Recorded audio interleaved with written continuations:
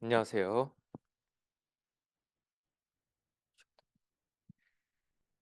그러면 마지막 세션, 이번 학기 마지막 세션 발제를 시작해 보도록 하겠습니다. 저희는 어, 아, 저는 멀티베리엇 타임 시리즈 애널리시스 주제로 준비를 했는데요. 네, 보시면 알겠지만 저는 왜 이렇게 부실하지? 제가 여기까지거든요. 어, 이론적으로 말이 안 되는데 자, 네, 아무튼 여기까지인데 진행을 해보도록 하겠습니다. 아마 뒤에 내용이 더 있는데 저는 여기까지 하고 스라님이 여기 이제 어딘가를 하고 그리고 이제 여기 준차님께서 하실 것 같습니다. 그래서 제가 준비한 내용은 그 오늘 본 주제에 맞는 다별량 시계열은 되게 조금이고 거의 복습이 들어가 있어요. 그래서 좀 마무리하는 느낌으로 그리고 제가 정리하면서 들었던 그런 의문들을 좀 많이 담아놨거든요. 그런 거에 대한 해소나 그런 걸 같이 할 수 있었으면 좋겠습니다. 네. 그래서 복습을 시작해 보도록 할게요. 그래서 보시면 저희 시계열 데이터 YT를 지금 모델링 하려고 하는 게 이 시계열 분석에서의 목표인데요. 제가 통계 수업들을 들으면서 봤던 가장 보편적인 모델링 구조가 이 YT가 찐 YT가 생성되는 그런 그런 생성 메커니즘이 있고 그리고 저희가 그 데이터를 관측하는 과정에서 아니면 그 데이터가 생성되는 과정에서 생기는 우리가 알 수 없는 오류 그런 에러가 붙여져서 이 YT가 우리한테 도착을 했다. 이런 식으로 보통 모델링이 되는데 그래서 저희 지금 목표는 이 underlying data generating 메커니즘을 흉내낼 수 있는 그런 좋은 모델을 찾는 게 저희 지금 시계열 분석에서도 목표라고 할 수 있겠고요. 그리고 이제 두 번째로 이 타임 시리즈 아날리시스와 회귀 분석 간의 차이를 간단하게 적어봤는데요. 지금 회귀 분석 쪽을 보시면은 제가 일부러 회귀 분석 좀 구색을 맞추기 위해서 시계열 두 개를 가져왔습니다. 그래서 시계열 두 개를 이렇게 봤을 때 회귀 분석에서 목표는 이 x라는 그러니까 시계열이 중요한 건 아니고요. x라는 변수와 y라는 변수 사이의 관계를 파악하는 목표를 가지고 있습니다. 그래서 데이터가 왜 이렇게 깨지지? 데이터가 잠시만요.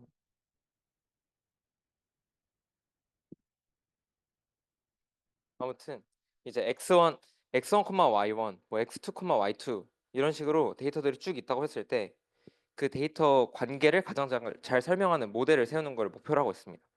근데 저희가 회계 분석을 배웠을 때는 그 포인트끼리의 코릴레이션이 없는 경우를 가정하고 모델을 세웠잖아요. 그래서 실제로 데이터 간에 코릴레이션이 있으면 그 모델이 잘 작동하지 않습니다. 하지만 저희가 시계열 데이터를 다루고 있잖아요. 시계열 데이터는 타임 코릴레이션이 반드시 존재하게 돼 있습니다. 그래서 타임 코릴레이션을 반영한 모델링을 하는 것이 저희 지금 시계열 분석에서의 목표가 되겠고 결론적으로는 이 언더라잉 데이터 제너레이팅 메커니즘을 이 타임 코릴레이션을 반영해서 하겠다라는 목표로 생각을 하시면 될 것 같고요.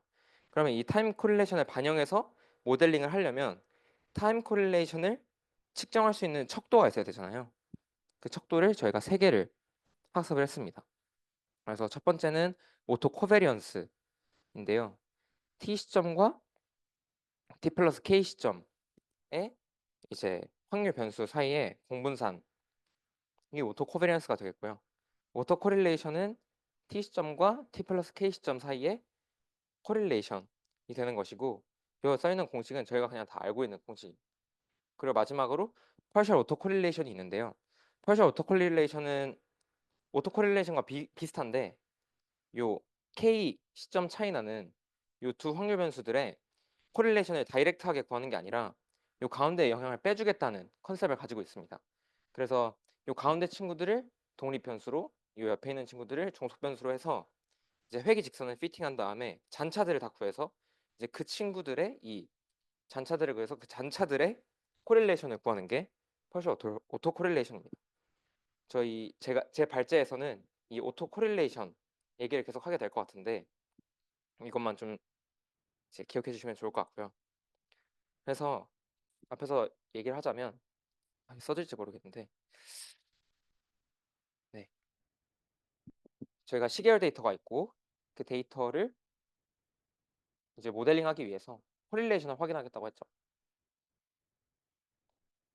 확인하겠다고 했고 그 코릴레이션을 이제 우리가 아는 모델 뭐 MA나 뭐 AR, ARMA 이런 모델에 반영할 수 있는 그런 이제 과정으로 진행을 하려고 하는데 지금 문제가 뭐냐면 데이터 코릴레이션 저희가 코릴레이션에 대한 척도로 요 옆에 세 가지를 배웠는데 이 세 가지를 확인하면 그 데이터의 코릴레이션을 바로 알 수 있냐는 문제가 있습니다. 그래서 결론만 말씀드리자면 두 가지 케이스가 있는데요.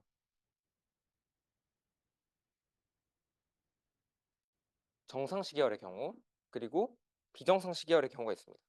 뒤에서 보시면 아시겠지만 정상 시계열의 경우에는 시간이 흘러도 이 코릴레이션의 구조가 바뀌지가 않습니다. 그래서 이 정상 시계열의 코릴레이션 구조가 어떻다라는 거를 저희가 특정을 할 수 있어요. 그런데 비정상 시계열 같은 경우에는 시간의 흐름에 따라서 그 코릴레이션의 구조가 달라지기 때문에 이제 문제가 생긴다. 그래서 이 정상성의 개념을 살펴보고자 합니다. 첫 번째 보시면 스테이셔너리티 저희가 다 알고 있는 개념이죠. 데피니션을 보면 요 평균이나 분산이나 공분산이 이 시점에 의존하지 않는다라는 성질을 가지고 있습니다.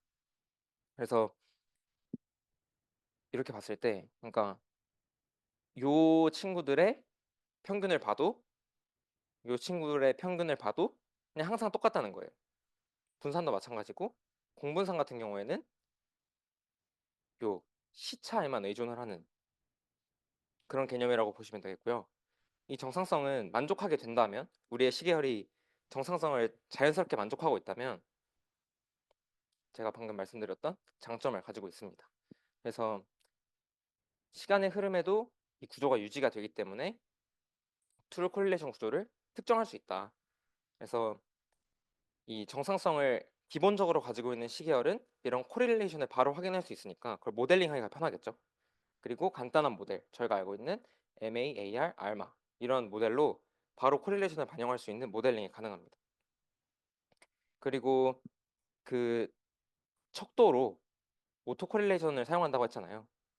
그 중에서 우리가 실제 샘플이 있으면 그 샘플로 어떻게 오토 코릴레이션을 계산하는지를 알아보려고 하는데 이 샘플 오토 코릴레이션 같은 경우에 스테이셔너리한 데이터를 기준으로 만들어진 척도거든요. 저희가 사용하는 이 샘플 오토 코릴레이션 공식은 스테이셔너리한 데이터를 기준으로 만들어졌기 때문에 비정상 데이터에 대해서는 되게 이상한 결과가 나와요. 그걸 한번 같이 확인해 보려고 합니다. 그래서 보면은 저희가 앞에서 봤던 요 그냥 코릴레이션 공식이죠. 그렇죠?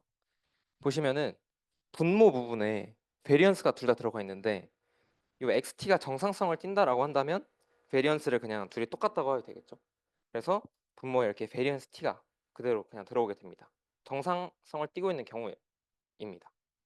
그리고 이거를 이제 샘플로 계산을 하기 위해서는 이 표본 분산과 표본 공분산을 계산하면 되겠죠.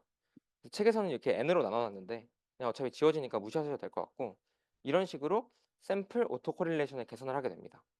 그래서 이제 보기 편하기 위해서 이렇게 쭉 옆으로 늘려 써봤는데요. 분모 같은 경우에는 뭐 1시점에서의 그냥 편차의 제곱이죠. 하고 2시점에서의 편차 제곱 하고 쭉쭉쭉 n시점에서의 편차 제곱을 다 더하게 되겠고요.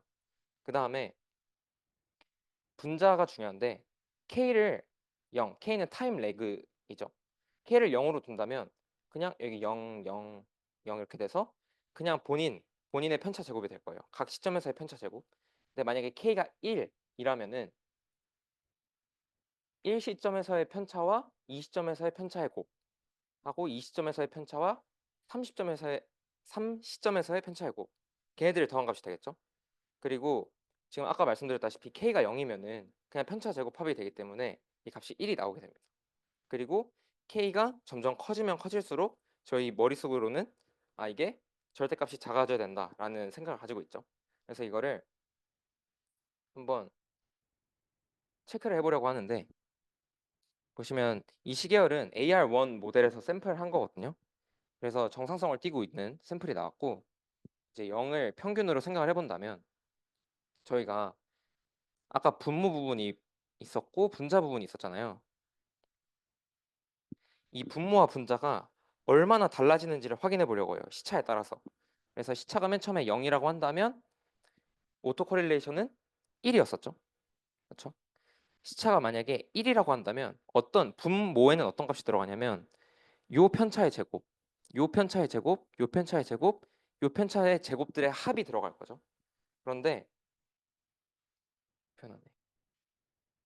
그런데 시차가 1이 되게 되면 분자에 어떻게 들어가냐면 요 편차의 제곱, 요 편차와 요 편차의 곱, 요 편차와 요 편차의 곱. 잘 보이죠? 요 편차와 요 편차의 곱. 이런 값들의 합이 분자에 들어가게 됩니다. 근데 보시면 알겠지만 타임 렉이 1이면 이 값이 한, 한 시점 차가 나기 때문에 되게 비슷해요. 그래서 분모와 분자의 값이 되게 비슷합니다. 그렇기 때문에 시차가 낮으면, 시차가 작으면 이 값이 1보다는 작지만 되게 1에 근접한, 뭐 예를 들어서 뭐 0.7이라고 할게요. 이런 값을 가지게 됩니다. 그런데 이 값이 만약에 시차가 훨씬 커지면, 시차가 뭐 k는 10 정도 되면은 분모는 그대로인데 분자가 이 값과 이 값, 뭐 이 값과 이 값, 과장을 하자면 이런 식으로 돼서 점점 분모와 분자 차이가 심해져요. 그래서 이 값이 어느 순간 급격하게 0에 가까워지게 됩니다.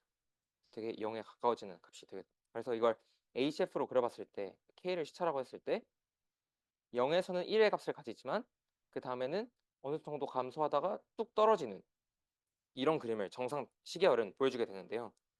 지금 보신 것처럼 이 앞에서 저희는 이 척도 자체를 정상 시계열 기준으로 만들었잖아요. 그래서 이 비정상 시계열을 가지고 방금과 같은 작업을 해보면 이상한 결과가 나오게 돼요.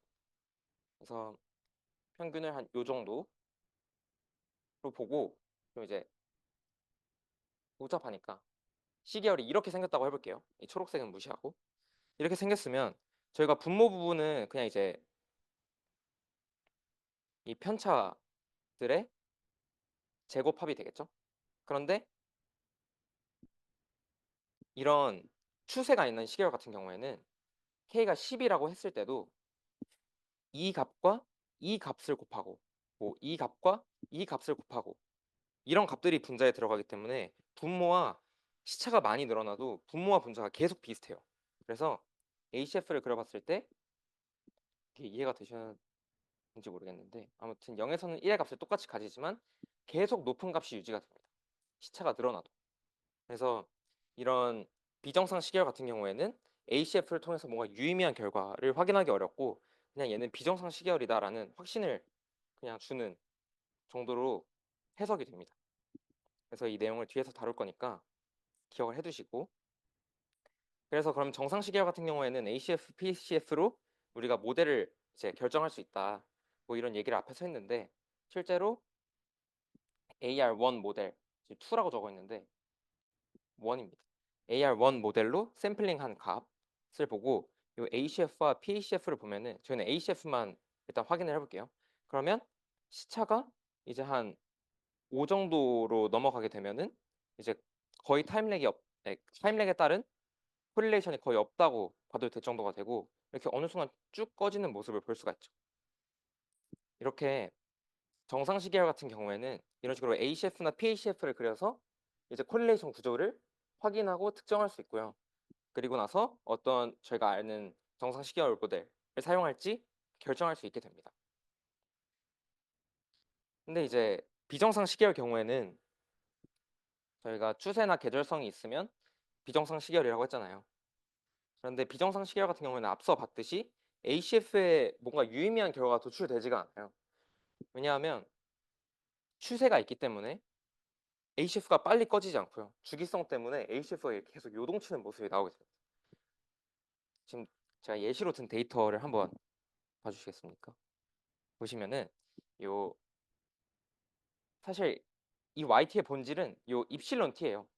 그냥 IID 노말 0,1에서 입실론 t를 200개를 뽑은 다음에 걷다가 시간에 따른 추세랑 주기를 그냥 더해 놓은 그런 시계열이거든요. 그런데 그러면 이 시계열에 이 true correlation이라고 생각을 해보면 사실 찐 데이터 포인트 간의 코릴레이션은 요 입실론 t에 있을 거잖아요. 그렇죠? 그런데 그걸 확인해 보기 위해서 ACF를 그려보면 이런 왜곡된 그림이 나온다. 이걸로 뭔가 알 수가 없다. 알기가 힘들다. 라는 이야기를 한 것이고, 그래서 요걸 넣어 놓은 이유는 이게 우리가 생각하는 true autocorrelation인데 이거를 전혀 반영할 수가 없다. 비정상 시계열은. 이런 걸 보여주기 위해서 넣은 거고요. 즉 이런 비정상 시계열 같은 경우에는 애초에 코릴레이션을 파악하고 모델링하는 것 자체가 어렵다라는 내용입니다. 그럼 이제 이걸 어떻게 해결할 수 있냐 할 때 저희가 아는 게 있죠. 차분을 해서 정상 데이터로 만들어 줄 수가 있습니다. 여기서는 어떤 차분을 사용했냐면 보시면 YT-12를 뺐죠. 그래서 계절 차분을 해준 건데요. 그러면 계절 차분하면 계절성만 사라지고 이 추세는 남아있는 거 아니야? 라고 제가 생각을 했었는데 실제로 뭐 해보니까 그렇지 않았고요. 하고 식을 전개해보면 추세도 같이 사라진다는 걸 확인을 할 수가 있습니다. 그래서 이 부분 추세 부분도 같이 사라지게 되고요. 그래서 결론적으로 이런 이론적으로 이 정상 시계열이 되게 됩니다. XT는 요 입실론 T는 화이트 노이즈이기 때문에 정상 시계열이라고 볼 수가 있고요. 그래서 이론상 봤을 때 여기 0.6을 평균으로 하는 이런 시계열이 나오게 된 거고 이 시계열 같은 경우는 이제 정상화가 됐으니까 우리가 아는 모델로 모델링이 이제 비로소 가능하겠죠. YT는 그게 불가능했지만 계절 차분한 XT는 그게 된다. 뭐 이런 결과고요. 그래서 여기까지 봤을 때 제가 의문점이 크게 두 가지가 생겼습니다. 그래서 그 두 가지를 해소하는 방향으로 말씀을 드리려고 하는데 첫 번째는 그래서 결국에 저희가 YT를 모델링하고 싶었는데 차분한 XT를 모델링하게 됐잖아요. 뭔가 잘못된 거 아닌가라는 생각이 들었어요. 그래서 이게 무슨 의미를 가지고 있지? 그러면 YT의 코릴레이션에 대해서는 아무것도 모르는 건가? 라는 생각이 들어서 그게 어떤 의미를 가지는지 한번 짚어보려고 하고 두 번째로는 저희가 XT를 모델링해서 XT의 모델은 아는데 예측은 YT를 예측하고 싶은 거잖아요. 그래서 YT에 대한 예측은 결국에 어떻게 할 것이냐 이 두 가지가 궁금해서 궁금해 하실 수도 있을 것 같아서 정리를 해왔습니다. 그래서 먼저 궁금했던 게 차분한 시계를 모델링하는 게 무슨 의미가 있냐 어떤 의미를 가지냐 이런 내용이었는데요. 첫 번째 보시면 그냥 1차 차분을 한 거죠. 그래서 YT-1을 했더니 걔가 어떤 그냥 화이트 노이즈더라 라고 모델링이 됐다고 생각을 해보는 거예요. 이걸 이제 YT 입장에서 생각해보면 이 친구를 이제 이항해주면 되겠죠. 그래서 YT는 YT-1 플러스 ET 이런 식으로 식을 정리를 할 수 있게 됩니다. 이 식을 보시고 이제 공부 열심히 하신 분들은 이거 AR1 형태인데 AR1으로 모델링 된 거 아니야? 그러면 정상이어야 되는 거 아니야? YT는 원래 정상이었는데? 라고 생각하실 수도 있는데 그렇지 않습니다. 이 AR1의 형태만 가졌지 AR1의 형태는 항상 정상이라고 저희가 말을 할 수는 없어요. 뒤에서 얘기를 하겠지만. 그리고 실제로 샘플링 했을 때 정상적이지 않다. 논 스테이셔너리하다라는 걸 보여드리기 위해서 샘플링 결과도 가져왔고 이렇게 그냥 뭐 어떤 평균에서 뭐 이렇게 같은 분산을 가지고 그런 모습을 볼 수 없이 그냥 쭉 떨어지는 모습을 볼 수가 있습니다. 그리고 이건 저희가 방학 때 확률 과정에서도 했었는데 이제 랜덤 워크라고 부르고요. 그래서 차분해서 뭐 이런 식으로 저희가 해석을 할 수 있다는 거죠. 요 현재 y 값은 전의 y 값에다가 어떤 랜덤한 값을 그냥 더해준 거다라는 모델링이 된 거죠. 여기서는 두 번째 모델링은 1차 차분을 했는데 어떤 컨스턴트 플러스 화이트 노이즈가 됐다라는 건데 비슷하게 이항을 해주면 현재의 값은 전의 값에다가 뭐 랜덤 노이즈를 더하고 어떤 상수를 계속해서 더해준다 라고 모델링이 된 거죠. 그러면 이제 이런 식의 추세를 가지는 네, 그런 모델링이 됐다. Y 입장에서는 라고 볼 수 있겠고요.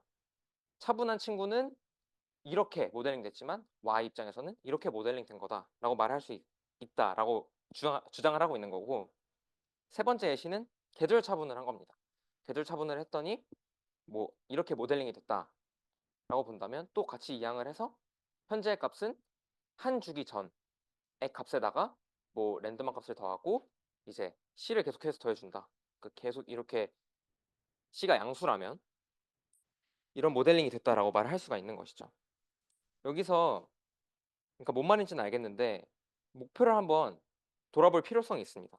저희의 목표는 시계열 분석에서 모델을 세우는 목표는 YT에 내재된 코릴레이션을 반영해서 모델링을 하자라는 목표였는데 저희가 YT 아까 봤잖아요. YT의 이제 ACF 이렇게 이런 걸 봤으니까 YT에 내재된 코릴레이션을 직접 파악하는 것은 매우 어렵다라는 사실을 알고 있습니다. 하지만 정상화를 시켜서 요 XT의 코릴레이션을 보면은 그걸 모델링하기는 쉽다는 거예요. 그래서 우리가 직접적으로 YT에 내재된 코릴레이션을 어떻게 이제 멋있게 모델링하진 못했지만 간접적으로 정상화한 시계열을 모델링함으로써 간접적으로 YT의 코릴레이션도 모델링했다라는 의의를 갖게 됩니다. 그래서 실제로 뭐 이런 거 보시면은 YT의 코릴레이션이 어느 정도 반영됐다라고 볼 수가 있는 거죠. 이래서 이제 첫 번째 의문은 이런 식으로 해석을 한 거고 두 번째 의문은 뭐였냐면 그러면 정상화하기 이전의 시계열은 어떻게 예측할 것이냐 뭐 이런 내용인데요. 지금 여기 보시면 데이터가 200까지 있습니다. 200까지 있는데 우리가 예측하고 싶은 게 이제 201, 202, 203 이런 친구들을 예측하고 싶잖아요. Y 입장에서. 그런데 우리가 실제로 예측할 수 있는 건 X 입장에서 201, 202, 203을 예측할 수 있습니다. 그리고 이렇게 예측했다고 가정을 해볼게요. 그러면 이제 실제 최종 예측값은 어떻게 실제로 예측하게 되냐면 201의 예측값은 Y 189 더하기 X 201 헷 이렇게 예측하게 됩니다. 그 이유를 한번 살펴보자면 요 201이라는 거는 X 201이라는 거는 여기 적어놨죠. Y 189에서 Y 201 사이의 격차를 의미합니다. 격차를 의미하죠. 그리고 이거에 대한 추정값을 우리가 X 201 헷으로 내놓은 거예요. 그렇기 때문에 189에다가 요 추정값을 더하는 게 201의 추정값이 되는 게 타당하죠. 이런 식으로 계속 예측을 하게 됩니다. 실제로는. 이건 이제 계절 처분만 한 번 한 거기 때문에 되게 단순해 보이는데 아무튼 이런 원리이다라는 것이고 요 189는 우리가 가지고 있는 시계열 값이죠. 이 밑에 190도 마찬가지입니다. 근데 쭉쭉쭉쭉 가다 보면 어느 시점에서는 요 y 값도 우리가 추정한 값을 사용하게 되죠. 그래서 y 213부터는 y 201 햇을 사용하게 된다. 뭐 이런 말씀을 드리고 싶었고 그럼 이제 x는 어떻게 모델링 했다고 예측할 수 있냐라고 생각하실 수 있는데 읽어보시고요. 그래서 여기 보시면은 앞에 24시점 예측을 한 거거든요. 그래서 이런 식으로 예측하는 걸 볼 수가 있다. 입니다. 그러고 나서 제가 들었던 의문이 저 이제 교재 보고 하면은 그럼 예측하면은 그 제가 생각했을 때는 요런 예측도 여기서 시작해서 그냥 랜덤하게 출발한다고 생각을 했었거든요. 잘못 생각하고 있었던 거죠. 그래서 여기 보시면은 계속해서 우리가 가지고 있는 샘플 값을 사용을 하잖아요. 그래서 여기서 같이 시작했는데 어떻게 이렇게 잘 맞추지? 시계열이? 어떻게 이렇게 했지? 라고 생각했는데 계속해서 요 인샘플 포캐스트에서는 계속 시계열이 가지고 있는 값을 사용을 합니다. 그래서 시계열이 가지고 있는 추세나 계절성을 크게 벗어나지 않고 근데 이제 out of sample forecast 같은 경우에는 더 이상 우리가 가지고 있는 시계열 값이 없죠. 그래서 추정한 값을 계속 사용하게 됩니다. 그래서 이 모델링 자체가 확률 변수로 한 거기 때문에 신뢰 구간을 구할 수 있고 계속 분산이 누적돼서 커지겠죠. 그래서 이제 이렇게 신뢰 구간이 커지는 걸 볼 수가 있고 이거 왜 이렇게 계속 똑같이 모델링 되나요? 라고 하실 수가 있는데 저도 그런 줄 알았거든요. 근데 값을 확인해 보니까 다 다르더라고요. 근데 이제 어느 순간 정보가 없으니까 계속 이렇게 같은 걸 예측한 게 아닌가 그런 생각이 듭니다. 네, 여기까지가 의문 해소하는 내용이었고요. 이제는 저희가 벡터 그러니까 벡터 시계열에 대해서 뭐 AR 모델이나 MA 모델이나 알마 모델을 얘기를 해야 되는데 그러면 이걸 먼저 짚고 가야 될 것 같더라고요. 저희가 이미 잘 안다고 생각하지만 MA나 AR, 알마 이런 게 이제 어떤 모델인지를 한 번 더 짚고 넘어가 보도록 하겠습니다. 첫 번째는 MA 모델인데요. MA 모델 같은 경우는 여러분들이 아시다시피 현재 값을 이 최근 Q개의 화이트 노이즈 가지고 모델링을 하겠다는 거예요. 그래서 그걸 이제 백시프트 오퍼레이터 가지고 이런 식으로 표현을 할 수도 있다. 그래서 여기서 셋, 세타 B라는 거는 세타 G 이건 그냥 변수입니다. 이런 다항식에다가 그냥 b를 대입한 값인데요.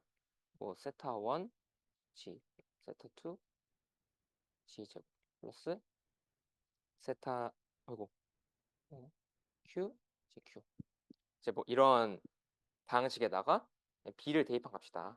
b의 의미는 이제 다들 아시니까 뭐 그렇게 정리된 거라고 생각하시면 되고요. 제가 원래 생각했던 거는 현재 값을 어떻게 화이트 노이즈로 모델링하지? 말이 되나? 라고 생각했었는데 그러니까 이런 식으로 접근을 하는 거예요. 이 어떤 철학이냐면 이 시간이 이렇게 있을 때 우리가 스테이셔너리 하잖아요. 그러니까 평균이 0이라고 하면 사실은 우리가 기대하는 xt의 값이 시간에 따라서 그냥 계속 이제 평균적으로 0이 나오는 그런 모델로 생각을 하는 건데 어느 시점 t를 뭐 0에서 뭐 어떤 입실론 0만큼의 우리가 예측할 수 없는 어떤 오차가 한번 생겼다고 생각을 해볼게요. 그러고 원래 그냥 0의 값이 나와야 되는데 이 에러가 포함이 된 거죠. 그랬는데 t는 1 아이고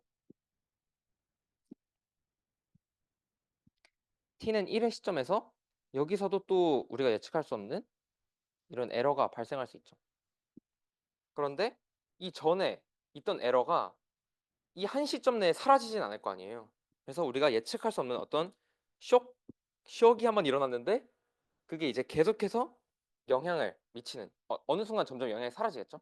이제 그런 거를 모델링하는 그런 철학이 담겨 있다라고 생각하시면 되겠고 이 MA 모델의 장단점이 있는데요. 장점은 만들어지기를 정상성을 띠고 있습니다. 이 모델 자체가. 왜냐하면 화이트 노이즈 가지고 만들어진 애들이잖아요. 그래서 기본적으로 정상성을 항상 띠고 있는데 단점은 뭐냐면 여기 적어놓은 것처럼 유니크니스 이슈가 있습니다. 이게 무슨 뜻이냐면 내가 데이터를 가지고 MA 모델을 피팅을 했는데 그 MA 모델 그러니까 똑같은 자기 상관 구조를 가지는 MA 모델이 두 개가 피팅될 수 있다는 거예요. 이게 예시로 보시면 훨씬 간단한데 요 MA1 모델, 가장 간단한 MA1 모델을 가정을 했습니다. 그래서 여기 보시면 첫 번째 모델은 요 개수가 5분의 1이고 요 분산이 25인 MA 모델이고요. 두 번째 모델은 요 개수가 5이고 분산이 1인 MA 모델인데 이거의 이론적인 ACF나 이런 걸 다 구해보면 그걸 완전히 일치한다는 거예요. 그러니까 어떤 모델을 내가 골라서 사용해야 되는지를 정할 수 없다는 문제가 있는 거죠. 그래서 이제 생각해낸 방식이 그러면 이 두 모델 중에서 AR 무한대로 표현 가능한 모델을 사용하자라는 해결책을 제시를 합니다. 그래서 그럼 AR 무한대로 표현을 어떻게 하지? 라고 생각하실 수 있는데요.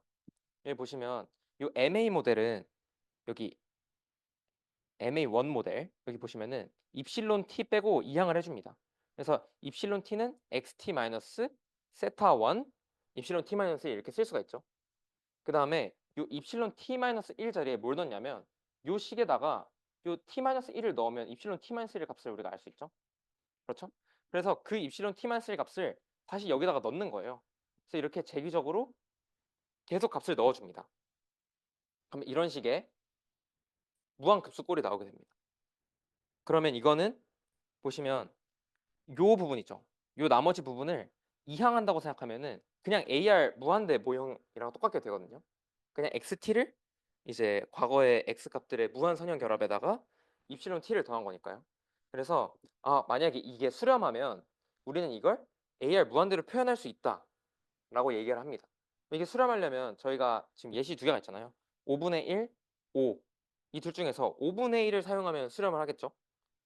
여기 이렇게 곱해지는 꼴이 있으니까 계속해서 그래서 그러면 이 두 모델 중에서 우리가 AR 무한대로 표현할 수 있는 AR 무한대가 수렴하는 세타 원으로 결정하자라는 이야기를 할 수 있는 것이고 그 성질을 바로 인버터블하다라고 이야기를 합니다.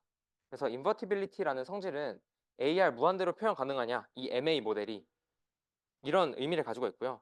이 조건은 요 다항식의 근의 크기가 1보다 커야 된다라고 하는데 간단하게 생각해 보면 저희 첫 번째 모델 같은 경우에는 1 플러스 5분의 1 Z는 0 이런 식이거든요. 그러면 Z가 마이너스 5가 나오잖아요. 근이 그러면 크기가 1보다 크죠. 그러면 이제 무한대로 표현할 수 있다. 뭐 이런 식으로 이해하시면 되고 이 인버티빌리티라는 이름이 왜 붙었냐에는 우리가 MA 모델을 이렇게 정리해서 쓸 수 있다고 했었죠. 그런데 우리가 입실론 t만 남기고 다 x끼리 묶어버리잖아요. 그러니까 이런 꼴로, 그러니까 세타 B가 인버터블 하냐라는 문제로 바라볼 수 있다는 거예요. 그래서 인버터빌리티라는 이름이 붙었다라고 보시면 되겠고, MA는 이렇습니다. AL 같은 경우는 어떠냐면 저희가 알다시피 요 현재 xt 값을 과거 픽의 x 값의 선형결합으로 표현을 하고 걷다 이제 화이트 노이즈를 추가한 그런 모델링이 되겠죠. 얘도 마찬가지로 그냥 x들을 다 넘겨서 이렇게 정리를 하면은 입실론 t는 뭐 이렇게 써진다라는 것을 저희가 알고 있습니다. 그래서 이건 좀 더 직관적이죠. 실제 값을 중심으로 모델링 하자는 그런 철학을 가지고 있고, 장점은 앞에 MA 모델과 다르게 유니크하게 피팅이 된다라는 장점이 있는데, 단점은 뭐냐면 스테이셔너리 이슈가 있습니다.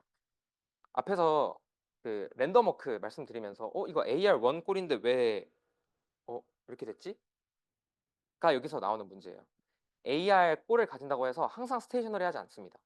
그래서 이거에 대한 해결책으로 아까 앞에와 마찬가지로 MA 무한대로 표현 가능한 모델을 결정을 하자. 모델로 결정을 하자. 항상. 뭐 이런 결론을 내릴 수가 있는데요. 그래서 AR1 모델, 가장 간단한 AR1 모델로 예시를 한번 들어봤습니다. 만약에 요 피인가요? 아무튼 이제 요 친구, 요 말려있는 친구, 말려있는 친구가 1의 값을 가진다고 하면 저희가 아까 봤던 랜덤 워크 그냥 모형이죠. 그러면 XT의 베리언스를 계산해 봤을 때 시간에 의존한다는 걸 알 수 있습니다. 비정상이라는 거죠. 그래서 AR1 모델을 가지고 그 모양을 가지고 있어도 비정상일 수 있다라는 이야기를 드린 거고, 그래서 보시면은 MA 무한대로 표현 가능한 모델을 사용하자라고 했는데 아까랑 전략이 똑같습니다. 제가 실수했던 게 있었던 것 같은데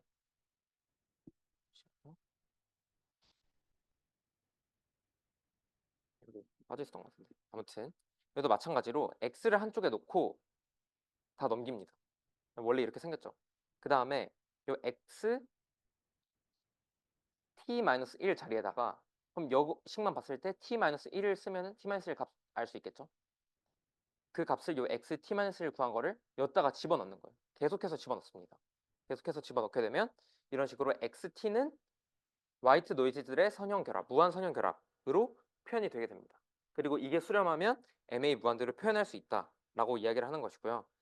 MA 무한대로 표현할 수 있다는 걸 생각해 보면 이건 다 화이트 노이즈들의 선형결합이니까 화이트 노이즈는 스테이셔너리 하잖아요. 그래서 스테이셔너리 할 것 같다라는 느낌을 받을 수도 있고, 아무튼 그 MA가 수렴하는 개수로 제한하자라는 해결책을 가지고 있습니다. 하고 이런 성질을 커절이라고 이야기를 합니다. 이거 옆에 스테이셔너리보다 더 강한 조건이라고 써 있는데, 커절하면 스테이셔너리한데 스테이셔너리하면 커절하진 않거든요, 무조건. 그래서 아무튼 커절하면 스테이셔너리 하니까 이런 해결책을 제안한다라고 보시면 되겠고, 그래서 커절리티라는 건 MA 무한대로 표현 가능하다라는 성질이고, 아까랑 정확히 비슷한 그런 조건이 걸려 있습니다. 이 다항식은 0의 근의 크기가 1보다 커야 된다. 뭐 이런 조건이 있고, 왜 커절리티라고 부르지? 이거는? 라고 생각하실 수 있는데, 이게 왜 그러냐면 이 조건을 만족시키지 않는 요, 요 말려있는 요 개수들, 이 개수들에 대해서도 MA 무한대꼴로 표현을 할 수가 있어요. 근데 여기 보시면 아시겠지만 MA 무한대꼴로 표시했더니 XT는 이렇게 표시되거든요. 보시면은 미래의 입실론을 갖다가 끌어와야 표현할 수 있다는 것을 알 수가 있습니다. 근데 미래의 입실론을 가지고 우리가 지금 현재 XT를 모델링할 수는 없잖아요. 그러니까 앞의 경우, 아까 앞서 본 경우가 커절하다라고 말을 한다라고 생각하시면 되겠습니다. 그리고 이제 모델 중에 마지막은 요 알마 두 개 합쳐진 형태인데요. 이렇게 P계의 값과 Q계의 화이트 노이즈로 모델링을 한다. 그래서 앞에 보셨으면 아시겠지만 AR 모델은 자동적으로 인버터블합니다. 인버터블하다는 건 AR 무한대로 표현 가능하다는 거였는데, AR은 그냥 유한계의 이제 X 가지고 표현이 되죠. 그러니까 인버터블하다고 볼 수 있고, MA도 자동적으로 커절하다라고 볼 수가 있는데요. 그래서 R만은 어떤 성질을 가지고 있냐면 MA 부분만 인버터블해도 인버터블하고 AR 부분만 커절해도 커절하다, 이런 성질을 가지고 있습니다. 아무튼 모델은 여기까지 살펴보고, 그다음에 이 이론적인 PACF, ACF 얘기를 그냥 가볍게 하고 넘어가려고 하는데, 이게 식으로 써서 구할 수가 있어요. 그 ACF나 PACF. 근데 그 경우에 굉장히 복잡합니다. AR이나 RMR의 경우. 그래서 이제 일반적인 솔루션을 이렇게 적어줄 수는 없지만 이런 경향성을 보인다는 것을 알고 있습니다. 그래서 AR 같은 경우에는 이렇게 지수적 감소하고 P 이후에 끊긴다. P까지만 값을 가진다. 뭐 이런 성질들을 이렇게 다 성질들이 정리가 되어 있는데요. 그래서 아까 앞에 제가 AR1에서 샘플링했던 건데, 그러니까 이런 모양만 보고도 우리가 AR 뭘로 정할 거다, MA 뭘로 정할 거다, 뭐 AR, MA 뭘로 정할 거다라는 거를 생각해 볼 수가 있다. 정확하진 않지만 노이즈가 많기 때문에 실제 데이터는 정확하진 않지만 생각해 볼 수 있다까지 얘기를 하겠고, 이제 본격 본격적으로 이제 다별량 시계열 얘기를 하려고 하는데요. 길진 않습니다. 그래서 보시면은 모티베이션을 가져왔는데, 최근에 슈카월드를 보다가 시계열을 만난 거예요. 그러니까 발제 준비하면서 딴짓하려고 봤는데 시계열이 나와서 어? 봤더니 무너진 기후변화는 돌이킬 수 있는가 이거죠. 그래서 1980년대 이후 지구 평균 기온 그래프가 이렇게 나와 있는데 이렇게 우상향하고 있는 모습을 볼 수가 있습니다. 그래서 이걸 보고 들었던 생각이, 지구 평균 기온 그래프가 있는데 우리가 지금 이거 하나 가지고 모델링을 하려면, 좀 보세요. 이거 뭐 어떻게 정성하고 이렇게 모델링을 할 수 있겠죠? 그러면은 얘가 뭐 요 전 시점에 영향을 받는다 이런 식으로 모델링이 될 거 아니에요? 그런데 같은 시점이 있다고 쳤을 때 요 시점, 뭐 요 시점, 요 시점에 같다고 해볼게요. 요 시점에 같다고 했을 때 이 전 시점도 얘한테 영향을 미칠 수 있지만 이 전 시점도 얘한테 영향을 미칠 수 있잖아요. 얘네가 뭐냐면, 얘는 요 그죠? 이산화탄소죠. 이산화탄소 농도, 하와이에서의 이산화탄소 농도를 측정한 거고, 요거는 이제 전 세계 화석연료 뭐 그런 연료 사용량 시계열인데, 그러니까 어쨌든 요 전의 값들도 요 지금 t 시점에 이 지구 평균 기온 그래프 값에 영향을 미칠 수도 있고 그 반대일 수도 있고, 이제 그런 시계열끼리의 상관관계가 있을 수도 있다는 거죠. 그런 걸 이제 반영하자는 게 이 다별량 시계열의, 예, 그런 모티베이션이다 라고 말씀드릴 수 있겠고, 이제 수식이 좀 많이 나오는데 최대한 이제 좀 생략하면서 가도록 하겠습니다. 그래서 K 차원 벡터 시계열이라는 거는 이렇게 시계열이 벡터 형태로 이렇게 있는 거예요. 보시면 K 행이 있는데 각 행이 각각의 시계열이라고 생각하시면 됩니다.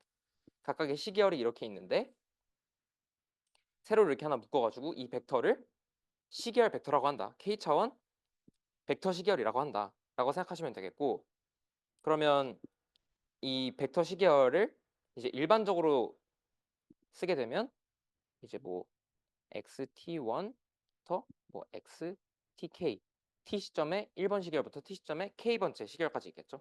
그럼 얘네들의 평균 벡터, 이제 여기 써 있는 것처럼 평균 벡터 개념도 자연스럽게 따라올 거고, 하고 코베리언스 매트릭스, 코릴레이션 매트릭스의 개념이 따라오는데, 이것만 좀 빨리 그려보도록 하겠습니다. 보시면은 요 컴포넌트가 이 보시면 두 개로 가정을 해볼게요. 시계열이 두 개면은 이 여기 들어가는 거는 첫 번째 시계열과 첫 번째 시계열 사이에 공분산이 들어가게 됩니다. 그래서 첫 번째 시계열의 t 플러스 h 시점과 첫 번째 시계열의 t 시점 사이의 공분산, 그리고 여기는 첫 번째와 두 번째가 들어가겠죠. 첫 번째 시계열의 t 플러스 h 시점, 그리고 두 번째 시계열의 t 시점, 이런 식으로 공분산을 이제 각 이제 각 타임 레그당 이제 4개씩 계산을 하게 되는 거죠. 그래서 h에 의존을 하겠죠. 코릴레이션도 마찬가지입니다. 그래서 코릴레이션도 이렇게 시계열 바이 시계열 개수로 나오게 되고, 그래서 ACF 플랫을 그려봤을 때도 결국에 K 바이 K의 ACF가 나오게 되겠죠. 그래서 이거는 쉬는 시간에 이걸 알아야 이제 스라님 발표를 따라갈 수가 있어서 쉬는 시간에 좀 봐주시고, 그래서 보시면은 그럼 이 벡터 시계열이 정상적 스테이셔너리하다라는 의미는 마찬가지로 이런 뭐 평균 벡터나 평균 벡터나 이런 공분산 행렬 같은 경우가 t의 영향을 받지 않으면 스테이셔너리하다라고 말을 하고요. 그래서 표기 이렇게 한다라고 돼 있는데, 이 밑에 세 가지 성질을 가져왔는데, 이거 깨졌네. 유감이고, 이 첫 번째 성질만 보시면 됩니다. 이 벡터 시계열이 스테이셔너리하다는 건 각 시계열이 스테이셔너리하다를 의미한다. 이것만 기억해 주시고 넘어가시면 되겠고요. 그리고 벡터 화이트 노이즈가 있죠. 벡터 화이트 노이즈 같은 경우에는 생각해 보시면은 그냥 일별량 화이트 노이즈는 평균을 0으로 가지고 그냥 진짜 그냥 이게 뭐 아무렇게나 이제 뭐 정상적으로 있는데 이제 이렇게 움직이는 친구잖아요. 이제 시점 1이 넘어가면 더 이상 이 친구들끼리 관련이 없는, 1부터는 거의 요 안에 있는 이런 친구들을 그냥 일별량 시계열에 대한 화이트 노이즈라고 했었는데 벡터 시계열도 마찬가지입니다. 벡터 시계열 같은 경우에도 벡터 시계열이니까 시계열이 두 개가 있겠죠. 그러니까 화이트 노이즈가 두 개가 있는 거예요. 이렇게 두 개가 있고 얘네들의 ACF가 4개 나온다고 했죠. ACF 4개를 각각 구해보면 첫 번째 시계열 간의 ACF 하고 여기 T 플러스 H 시점, T 시점 이 둘 간의 ACF 그러면은 요 H축으로 해서 뭐 0 이후에는 다 작은 값을 가지는 이런 식으로 4개의 ACF를 다 그려봤을 때 걔들이 다 0에만 관련이 있고 다 쭉 상관관계가 사라지는 시차가 커짐에 있어서 이제 그런 친구들을 이제 벡터 화이트 노이즈라고 하는 거죠. 그래서 평균 벡터는 0 벡터 두꺼운 겁니다. 0 벡터고 이제 공분산 행렬은 뭐 이렇게 써 있는데 요것만 기억하시면 될 것 같아요. 요것도 일단은 어떤 벡터 시계열 입실론 t 뭐 t1, t2 뭐 이런 벡터 시계열이 있다고 했을 때 얘네가 벡터 화이트 노이즈라고 하면 각각 또 화이트 노이즈다. 뭐 이런 되게 뭐 당연한 성질이 있고 두 번째로는 이 벡터 시계열끼리 얘네가 생성된 게뭐 예를 들어서 다별량 정규분포에서 0, 0 하고 어떤 코비런스 매트릭스 가지고 생성이 됐다고 했을 때 이 같은 시점에 대해서는 이 둘이 코릴레이티드 돼 있을 수 있습니다. 이 공분산 행렬이 대각 행렬이 아니면 관련이 돼 있을 수도 있는데 이 다른 타임끼리는 코릴레이션이 없어야 된다라는 게 이제 벡터 화이트 노이즈의 특징이고요. 이 벡터 화이트 노이즈를 검정할 수 있는 방법이 멀티베리에이트 포트만투 테스트가 있습니다. 그래서 스테이셔너리한 데이터 그 벡터 타임 시리즈가 화이트 노이즈인지 검증하는 건데 이 비무가설만 보자면 요게 코릴레이션 매트릭스잖아요. 그러니까 우리가 방금 본 거는 2x2였으니까 코릴레이션 매트릭스가 2x2로 타임 레그마다 있을 거 아니에요. 타임 레그 1일 때, 2일 때 2x2 매트릭스가 다 있을 건데 그게 다 영행렬이다라는 게 이제 귀무가설이고 대립가설은 그 중에 하나라도 영행렬이 아니다. 뭐 이런 겁니다. 그래서 그 검정하는 예시 이제 그나마 이제 숨통을 돌리게 됐는데 그 검정하는 예시를 보자면 지금 미국 GDP 데이터랑 요 실업률 데이터가 있는데요. 이 GDP 데이터에는 로그를 씌워가지고 아무튼 이 XT1과 XT2 요 벡터 시계열에 대해서 ACF를 그려본 거예요. 그러면 2x2가 나온다고 했었죠. 앞에 얘기할 때. 그런데 정상 시계열이 아니니까 정상 벡터 시계열이 아니니까 이런 식으로 모양이 이상하게 나오게 되죠. 그래서 차분해서 둘 다 이제 정상화를 시킨 다음에 ACF를 그려보면 이렇게 그래도 정상 벡터 시계열의 ACF 모양이 나오게 됩니다. 그러면 우리가 지금 테스트하고 싶었던 건 이게 벡터 화이트 노이즈냐였잖아요. 근데 보시면 아시겠지만 이제 0 이후에도 계속 어느 정도 콜레이션이 있는 걸 보아하니 아닐 것 같다라는 생각이 드는데 실제로 아닙니다. 그래서 이제 p-밸류가 매우 작기 때문에 이제 규모가설이 기각이 되고 그래서 타임 렉 1 이후에도 콜레이션이 있다라는 걸 확인을 할 수가 있고요. 그리고 마지막으로 발마 모델만 간단하게 보고 끝내자면 이제 보시면 이 벡터 시계열이죠. K차원 벡터 시계열이라는 걸 기억하셔야 되고 벡터 시계열 지금 T 시점의 벡터 시계열을 그 전 시점, 그 전전 시점에서 P 시점 전까지의 벡터 시계열들의 선형 결합 그리고 요 Q 시점 전까지의 벡터 화이트 노이즈들의 선형 결합으로 모델링 하겠다라는 게 발마 모델이 되겠고요. 파라미터 같은 경우에는 이렇게 K by K 매트릭스가 나오게 됩니다. 그래서 거기에 대한 예시를 이렇게 VAR2로 들고 왔는데 VAR2 같은 경우에는 식으로 세워보면 이런 식으로 작성이 되겠죠. 그래서 이 친구도 지금 저희가 시계열 3개로 지금 예시를 가져왔는데 그러면은 이 친구도 3x3 매트릭스고 이 친구도 3x3 매트릭스라겠죠. 그렇게 매트릭스를 이제 예를 들어서 개수를 구해서 적었다. 근데 이렇게 적혔다라고 한다면은 우리가 첫 번째 시계열의 t 시점에서의 값을 어떻게 모델링 하겠는지를 이렇게 실제 이제 행렬곱을 계산해서 확인을 해볼 수가 있습니다. 그래서 첫 번째 시계열 같은 경우에는 뭐 첫 번째 시계열에 뭐 t-1 시점에 0.5를 곱한 거에다가 두 번째 시계열에 t-1 곱해서 0.2 뭐 이런 식으로 우리가 전개를 해나갈 수 있다라는 것입니다. 잠깐 쉬고 이어서 스라님께서 발표를 하도록 하겠습니다. 어, 이어서 바로 발제 시작하도록 하겠습니다. 저는 본격적으로 바르마 모델에 대해서 설명을 해드릴 예정인데, 처음에는 바르마 모델이 가지는 그런 성질들, 가장 중요한 인버티빌리티랑 컨설이랑 이 두 가지를 다변량의 경우에 어떻게 적용되는지 살펴보고, 이제 바르마 모델 같은 경우에는 식별 가능성 문제가 생기는데, 그거에 대해서도 다뤄보도록 하겠습니다. 이제 단변량에서 인버티빌리티랑 커절리티를 경주님께서 잘 설명을 해주셨는데, 어, 이번에는 이걸 다변량에 적용하는 것을 배워보도록 하겠습니다. 그래서 먼저 MA의 경우에는 유니크니스 문제가 생길 수 있기 때문에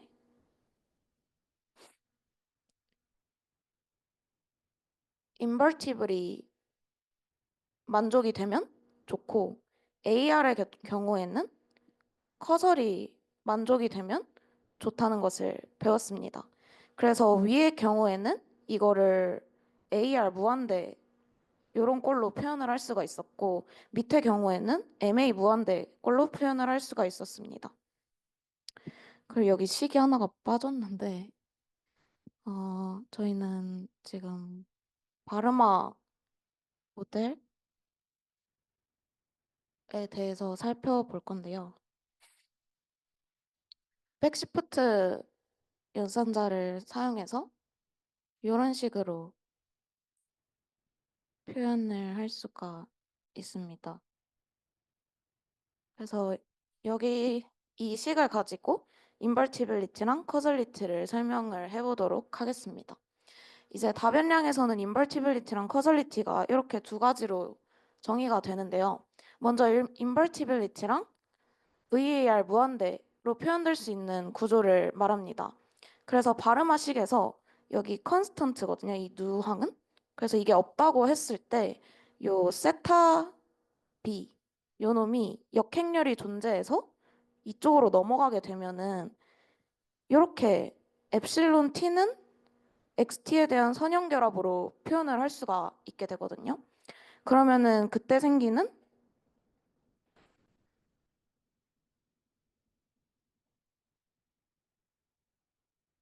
이렇게 정리를 할 수 있게 되는데 이거를 풀어서 썼을 때 각 xt, xt-1, xt-2 앞에 붙는 개수행렬이 새로 생기게 됩니다.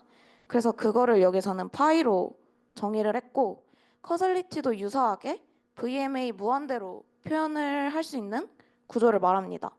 그래서 여기에서도 비슷하게 이제는 XT는 엡실론의 선형결합으로 이렇게 표현을 해야 되니까 이제는 이 P 베타를 P B를 이렇게 역행렬이 존재해서 옆으로 넘기게 되면은 비슷하게 정리를 하고 이 프사이를 정의를 할 수가 있게 됩니다.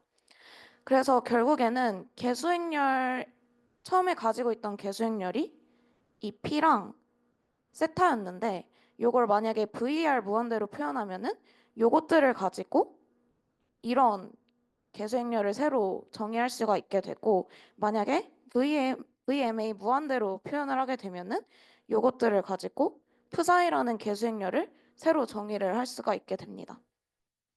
그래서 단변량이랑 비슷하게 인버티빌리티랑 커절리티는 이 다변량 시계열 모델에서도 중요하게 여겨지는 조건들입니다. 근데 이제 처음에 저는 이걸 봤을 때 기호들이 너무 헷갈려가지고, 네, 여기에다가 정리를 해놨습니다. 파일이 잘못 합쳐진 것 같은데, 여기 뒤에 있는 요거는 무시를 해주시고요. 이제 여기 써있다시피, P 같은 경우에는 VAR 개수행렬을 이렇게 노테이션을 쓰고, 세타는 VMA 개수행렬을 나타냅니다. 그리고 이제 밑에 있는 이 두 가지는 VMA 무한대로 변환하거나 VAR 무한대로 재표현할 때 생기는 개수행렬이라고 보시면 될 것 같아요. 그래서 여기서 중요한 거는 이 프사이나 파이가 완전히 새로운 행렬이 아니라 기존에 있던 요거 두 개를 가지고 구성한 행렬이라는 것을 기억해 주시면 좋을 것 같습니다. 이제 다음으로는 멀티베리에이트 인버티빌리티 테오렘과 커설리티 테오렘에 대해서 배워보도록 하겠습니다. 이제 증명은 따로 하지 않을 것이고요. 먼저 인버티빌리티는 앞서 배웠듯이 이렇게 표현을 할 수 있는 걸 나타내죠. 근데 이제 VAR-MA 기준에는 VAR-MA 기준 이미 이렇게 표현을 할 수가 있는데 이 부분은 이미 VAR 무한대꼴로 유한차수로 표현을 할 수 있기 때문에 여기 부분만 VAR 무한대로 표현할 수 있으면은 그때 인버티블하다고 말할 수가 있게 됩니다. 그래서 방금 말씀드린 내용이 2번이랑 3번의 내용이라고 보시면 될 것 같고 이제 1번 같은 경우에는 VMA 행렬 다항식이 그것의 디터미넌트가 0이 아니다가 나와 있는데 저희가 앞에서 본 거를 다시 가져오면은 이런 식으로 바르마 모델을 표현을 했었잖아요. 근데 여기에서 이제 VAR 무한대로 표현을 하려면은 요게 이렇게 넘어갈 수 있어야 됐잖아요. 그러면은 요게 역행렬이 존재해야 되죠. 그러니까 가역이어야 되기 때문에 요런 식이 나왔다라고 보시면 될 것 같아요. 그리고 마지막 4번은 요거를 정리하면은 이렇게 재기식이 나타나는데 앞서 말씀드렸다시피 이 프사이나 파이 같은 경우에는 기존에 가지고 있던 이 P랑 세타를 가지고 만든 행렬이기 때문에 이 재기식에서도 그게 포함이 되어 있다는 것을 확인하실 수가 있습니다. 그리고 다음으로 커설리티인데 커설리티도 앞의 내용이랑 거의 유사합니다. 근데 이제 커설리티 같은 경우에는 VMA 무한대로 표현을 할 수 있는 거를 말하죠. 그래서 이제 이 부분은 다 읽어보시면은 이해가 될 것이라고 생각이 됩니다. 그래서 여기까지 인버티빌리티랑 이제 커설리티에 대해서 배웠고 바르마 모델 같은 경우에는 식별 가능성 문제가 생길 수 있다고 말씀을 드렸는데 이제 그거에 대해서 배워보도록 하겠습니다. 이제 식별 가능성은 경주님께서 앞에 설명해 주셨던 MA의 유니크니스 문제랑 동일하다고 생각을 하시면 될 것 같습니다. 그래서 이제 식별 가능성이란 쉽게 말하면 저희가 모델의 개수행률 P랑 세타가 있을 때 이거에 대한 솔루션이 여러 개가 나올 수 있는 경우를 말합니다. 그래서 저희가 보통 이렇게 바르마 모델이 있을 때 이 P랑 Q를 먼저 선택을 하고 그 다음에 그 개수행렬을 추정해야 되는데 그때 개수가 다중해를 가지는 경우에 식별이 불가능하다고 말하게 됩니다. 그래서 이게 단면량의 MA 모델에서 생기는 유니크니스 문제와도 동일하고 이제 교재에서는 다루지 않았지만 단변량과 다변량에서 모델의 식별 가능성 문제가 어떻게 나타나는지 이렇게 표로 정리를 해봤고요. MA 같은 경우에는 아까 설명드렸다시피 유니크니스 문제가 있어도 인버티빌리티가 있으면 해결이 가능했거든요. 근데 이제 바르마 모델 같은 경우에는 인버티빌리티만으로도 해결이 불가하고 이제 아무래도 행렬로 구성되어 있다 보니까 식이 더 복잡해지다 보니 더 강한 조건이 필요하게 됩니다. 그래서 일단은 바르마 모델은 식별 불가능하다. 이런 결론을 먼저 말씀드리고 뒤에서는 어떻게 식별 불가능한 거를 보일 수 있는지를 설명해주는 예제인데요. 그래서 여기에서는 편의를 위해서 바르마 원원을 가지고 설명을 합니다. 이제 여기에서는 바르마 원원을 VMA 무한대로 먼저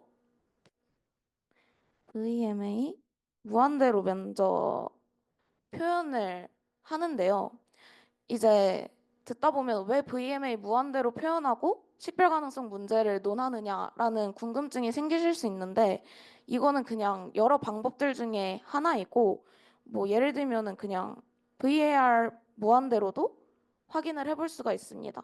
근데 이제 다른 교재들을 찾아봤을 때 그냥 경험적으로 VMA 무한대로 많이 확인을 한다고 합니다. 그래서 저희가 먼저 VAR-MA 모델을 VMA 무한대로 표현을 해야 되니까 먼저 커설리티를 확인을 해봐야겠죠. 그리고 앞서 말씀드렸다시피 보통은 이제 MA나 VMA 같은 경우에는 인버티빌리티를 만족하면은 이런 식별 불가능한 문제가 해결이 되는데 여기에서는 인버티빌리티가 만족이 됨에도 불가능하고 됨에도 식별이 불가능하다는 것을 보이기 위해서 먼저 인버티빌리티와 커설리티를 둘 다 확인을 해보도록 하겠습니다. 그래서 다음과 같은 개수행렬을 가지는 바르마 모델을 일단 고려를 해보겠습니다. 그래서 A랑 B는 여기서 임의의 실수이고 이제 이게 인버티빌리티와 커설리티를 만족하는지 확인하기 위해서 VMA, VAR의 행렬 다항식을 확인해 봤습니다. 왜냐면은 앞에서 멀티베리에이트 그 띠오렘에 의하면은 요게 0이 아니면은 커설리티랑 인버티빌리티를 만족한다고 했었잖아요. 그래서 이 디터미넌트를 구해 보시면 아주 쉽게 0이 아니라는 것을 확인하실 수가 있습니다. 그래서 앞서 배운 테오렘에 의해 우리가 설정한 바르마 모형은 인버티블하고 커설하다는 것을 보일 수 있었습니다. 그래서 이제 커설하다는 것을 보였기 때문에 이를 VMA 무한대로 표현을 합니다. 그래서 이게 원래 그 식이었고 여기에서 백시프트 연산자를 활용해서 다음과 같이 바꿔줍니다. 그 다음에는 이 텀을 이항해줘가지고 이렇게 묶을 수가 있게 됩니다. 그래서 이게 저희가 앞에서 계속 봤던 이런 꼴이 되는 거겠죠? 그래서 이 다음에는 VMA 무한대로 표현을 하려면은 XT는 하고 엡실론 항에 대한 이런 선형 결합으로 나타나야 되잖아요. 그래서 요거를 옆으로 옮겨줍니다. 근데 이제 저희가 커서링 거를 보였기 때문에 이렇게 역행렬이 있다는 것을 알고 있기 때문에 이렇게 넘겨줄 수가 있고 그 다음에 첫 번째 식에서 두 번째 식으로 넘어가는 데는 저희가 미적분학에서 배웠던 맥클로린 급수의 뭔가 행렬 버전인 노이만 급수를 활용을 합니다. 그래서 여기 보시면은 식이 이렇게 되는데 지금 저희가 보이고 싶은 거는 요거랑 요게 같다라는 거니까 이 뒤에 있는 텀들이 다 0이 돼서 사라진다는 걸 보이면 되겠죠? 그래서 이거 구해보시면 아주 쉽게 영행렬이 나온다는 것을 확인해 보실 수가 있습니다. 그 다음에 두 번째에서 세 번째 식으로는 그냥 전개하면 되고 그 다음에 세 번째에서 네 번째 같은 경우에는 요게 앞에서 이렇게 저희가 정의를 했었거든요. 그래서 이거 행렬 곱하면 그냥 영행렬이 돼서 여기도 사라지게 됩니다. 그래서 이렇게 쭉 정리하다 보면은 이렇게 VMA 무한대로 표현할 수 있고 여기에서 새로운 개수행렬인 psi1을 정의할 수 있게 됩니다. 그래서 지금 이제 VAR 모델 거기에 있는 개수행렬은 이런 식으로 되어 있었거든요. 그래서 B가 있었단 말이죠. 근데 지금 VMA 무한대로 정리했을 때는 여기 개수행렬에 A만 남아있게 됩니다. 그래서 결국에는 이 B가 뭐가 되든 다 똑같은 VMA 무한대로 재표현될 수 있다는 말이고 이 말은 서로 다른 바르마 모델이 B가 1이든 2든 3이든 뭐든 결국에는 다 같은 이 VMA 무한대로 재표현된다는 뜻입니다. 근데 이제 저희가 바르마 모델을 그냥 VMA 무한대로 재표현한 것이기 때문에 기존의 바르마 모델과 VMA 무한대는 같은 확률적 특성을 가집니다. 그래서 이제 ACF나 PACF를 그렸을 때 같아야 되는데 여기서 문제는 서로 다른 바르마 모델들이 같은 확률적 특성을 가지는 완전히 동일한 이런 VMA 표현이 된다는 것입니다. 그래서 쉽게 말하면 바르마 모델의 서로 다른 개수 행렬들이 동일한 시계열 데이터를 설명하게 되기 때문에 이런 데서 식별 불가능 문제가 생긴다라고 말을 합니다. 그래서 정리하자면은 바르마 모델의 개수행렬을 하나로 특정할 수 없는 솔루션이 여러 개 존재하는 경우를 식별 불가능 문제라고 얘기를 합니다.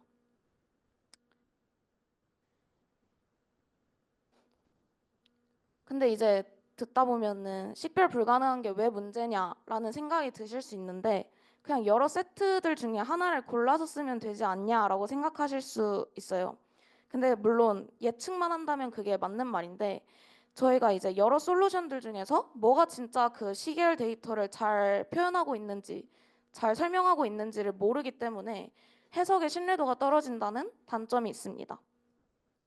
그리고 이 밑에 내용은 중요한 건 아닌데 앞에 이걸 보시다 보면은 그럼 이 VMA로 모델링을 하면 되지 않냐라는 생각이 드실 수도 있을 것 같아요. 근데 이제 저희가 이 교재에서 다루는 예제들은 다 약간 특이하고 좀 쉽게 설명이 되는 케이스라서 VMA 무한대나 VAR 무한대가 유한차소로 그냥 종결이 되게 됩니다. 근데 실제 데이터를 적합을 시키다 보면은 보통 무한계의 개수행렬을 다뤄야 되는 상황이 나오기 때문에 이때는 이 무한계의 개수행렬을 다 추정한다는 게 쉽지가 않잖아요. 그래서 사실상 말이 안 된다 정도로 생각하시면 될 것 같습니다. 그래서 결국에는 바르마 같은 경우에는 개수행렬 솔루션이 여러 개 존재할 수 있기 때문에 식별 가능성 문제가 있고 이제 VMA랑 VAR이 남았는데 VMA도 이제 인버티빌리티로 해결은 가능하지만 식별 가능성 문제가 있긴 하고 또 상대적으로 개수 추정 방법이 복잡하게 됩니다. 그리고 이제 VMA 같은 경우에는 오차항의 선형 결합으로 표현이 되기 때문에 뭔가 해석이 직관적이지가 않습니다. 그래서 오차항을 어떻게 해석하고 어떻게 모델링 할 건지 이런 게 이해가 쉽지 않기 때문에 이 VAR을 많이 사용을 하게 됩니다. 이제 VAR은 식별도 가능하고 상대적으로 개수 추정 방법도 쉽고 해석도 직관적인 편이기 때문에 VAR을 많이 쓴다고 합니다. 그래서 이번 챕터에서는 이 VAR을 중점적으로 다뤄보려고 합니다. 이거는 똑같은 내용이고 근데 만약에 VAR 모델이 좋은 건 알겠는데 만약에 현실의 데이터가 완전 VAR 과정과 딱 맞아 떨어지는 그런 데이터가 있다면은 당연히 얘로 모델링을 하는 거를 생각해 볼 수가 있겠죠? 근데 앞서 얘기했듯이 얘는 식별 불가능한 문제도 있고 여러 문제들이 있기 때문에 VAR MA 과정을 따르더라도 이걸 VAR 모델로 적합해 보자 하는 게 이번 파트의 내용입니다. 네. 그래서 여기에서는 모든 바르마 과정을 VR1 모델로 재표현할 수 있다는 것을 다루는데 이걸 일반화해서 증명하는 것도 다른 교재에 있긴 한데 저희 교재에서는 바르마 원원만 가지고 증명을 해서 이걸 한번 설명드리도록 하겠습니다. 그래서 먼저 XT를 K 차원의 바르마 원원 과정을 따르는 벡터 시계열 데이터라고 가정을 해봅시다. 그러면 저희의 목표는 이런 VAR1 모델로 재표현하는 것이 목표가 됩니다. 그럼 이때 어떻게 하냐면은 그냥 이런 엡실론 t 벡터가 추가된 블록 행렬을 구성하면 됩니다. 여기 첫 번째 행은 기존의 그 바르마 과정을 따르는 데이터 그거랑 똑같죠. 그래서 이런 엡실론 t 벡터가 추가된 블록 행렬을 구성함으로써 이렇게 쪼개서 쪼갤 수가 있고 또 이것도 잘 쪼개면은 이렇게 다 똑같다는 것을 확인하실 수가 있습니다. 그래서 여기에서 요거는 yt고 요건 a가 되고 요건 yt-1이 되고 요건 ut가 되게 됩니다.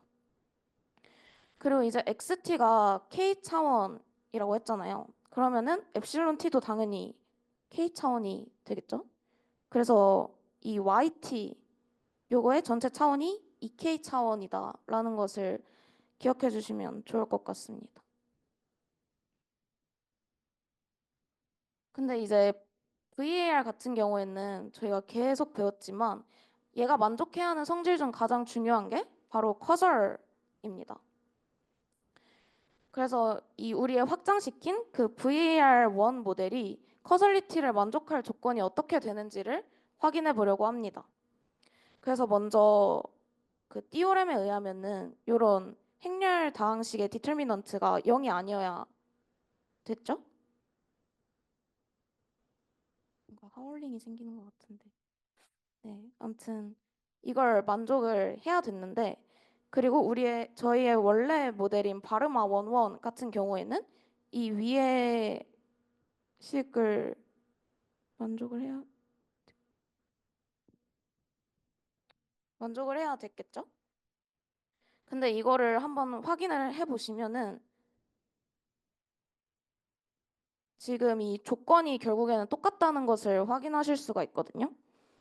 그래서 바르마 원원이 커설이면 저희의 확장된 그 바르마 원원도 발원도 커설이고 그 역도 성립한다는 것을 확인하실 수가 있습니다. 네. 이것도 내용이 잘못 들어갔는데 그냥 무시해 주시면 될 것 같습니다. 이제 그레인저 커설리티에 대해 배워볼 건데요. 그레인저 커설리티는 이제 커설리티라는 게 들어가 있어서 인과추론의 커설이나 아니면 앞에서 말한 그 VMA 무한대 표현이 가능해지는 커설이랑 혼동을 하실 수도 있는데 그 둘 다 아니고요. 그레인저라는 사람이 정의한 새로운 개념이라고 보시면 될 것 같습니다. 그래서 저희가 다변량 시계열을 배우고 있잖아요. 그래서 만약에 시계열이 이렇게 두 개가 있다고 했을 때 x의 t-1 요게 yt에 이렇게 영향을 미치는 것을 그레인저 커절리티라고 말합니다. 그래서 오른쪽에 있는 그림 보시면 더 잘 이해가 될 거라고 생각을 하고요. 이제 이거를 저희가 배운 VAR1 여기에다가 적용을 시켜서 이해를 해보도록 하겠습니다. 이제 다음과 같은 VAR1 모델이 있다고 했을 때 이렇게 쭉 정의를 할 수가 있겠죠? 근데 이제 이것들을 다 여기 넣어가지고 행렬 곱을 해주시게 되면은 이렇게 두 가지 식이 나오게 됩니다. 그럼 이 두 가지 식을 가지고 저희가 뭘 알 수 있냐면은 세 가지 개념을 확인해 볼 수가 있어요. 처음으로 언커플드 같은 경우에는 여기도 0이 되고 여기도 0이 되면은 이 위의 식에서는 x1에 영향을 주는 게 t-1 시점에 x1밖에 없게 되는 거잖아요. 그리고 밑에도 비슷하게 그 전 시점에 x2만 영향을 주게 됩니다. 그래서 결국에 이런 조건을 만족하면은 x1과 x2는 서로 영향을 주지 않는다고 볼 수 있고 그레인저 커절리티 같은 경우에는 하나는 이제 0이 되는데 하나는 남아 있는다고 했을 때 x1은 그 이전 시점에 본인한테만 영향을 받지만 x2 같은 경우에는 이전 시점의 x1으로부터도 영향을 받게 됩니다. 그래서 이런 관계를 그레인저 커절리티라고 하고 마지막으로는 컨템포러니우스 그레인저 커절리티인데 이제 이 엡실론 항의 요 시그마 요게 비대각 행렬이라면 같은 시점에 x1과 x2가 서로 상관되어 있다고 할 수 있습니다. 이건 좀 당연한 말이긴 한데 이 비대각 행렬이라는 거는 이제 비대각 원소가 0이 아니다라는 거잖아요. 그럼 여기에서 비대각 원소가 이렇게 표현을 할 수 있겠죠? 요거겠죠? 근데 이게 0이 아닌 거니까 얘네 둘이 상관관계가 있고 얘랑 얘가 상관관계가 있으니까 얘랑 얘도 뭐 상관관계가 있겠죠? 그래서 이때는 Contemporaneous Granger Causality라고 부르게 됩니다. 마지막으로 Impulse Response Analysis에 대해 배워볼 건데 Impulse Response란 하나의 변수에 1단위 충격을 가했을 때 다른 변수 또는 자기 자신이 그 이후 시점에 걸쳐 어떻게 반응하는지를 보여주는 개념입니다. 그래서 옆에 예시를 보시면은 저희가 만약에 인컴, 소득에 충격을 줬어요. 그러니까 여기서 충격이라는 거는 약간 예기치 못한 외부 요인 정도로 생각하시면 될 것 같아요. 그래서 예를 들어서 갑자기 로또에 당첨이 됐으면은 여기 소비가 어떻게 변화하는지를 살펴보는 것이 임펄스 리스폰스입니다. 그래서 t는 0시점에서 충격을 가했을 때 1에서 그 이후로 1에서 30점까지는 뭐 소비가 증가하지만 그 이후로는 점차 사그라진다는 것을 확인할 수 있게 됩니다.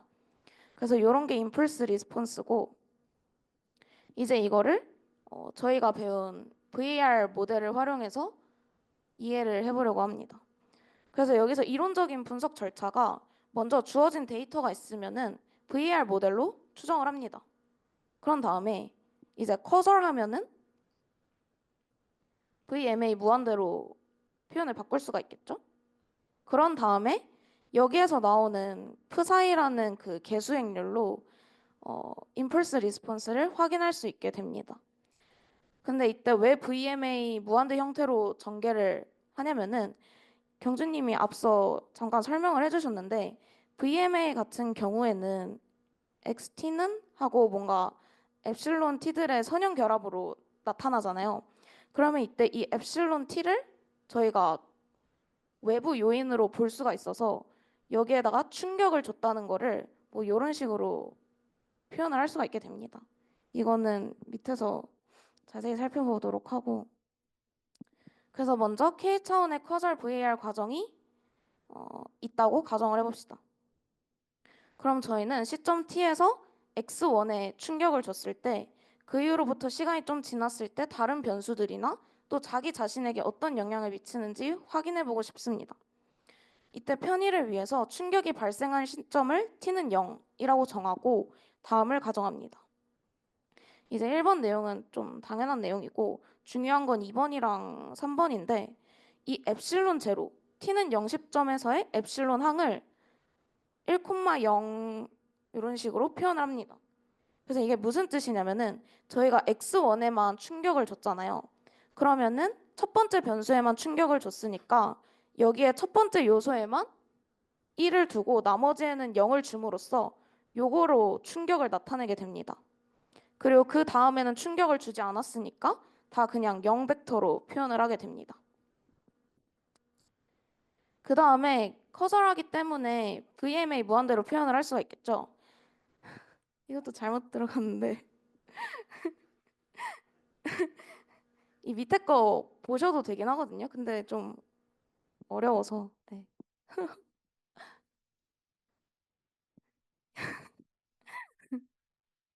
이 앞에다가 VMA 무한대로 어떻게 표현을 하냐면은 이 앞에다가 직접 t는 0,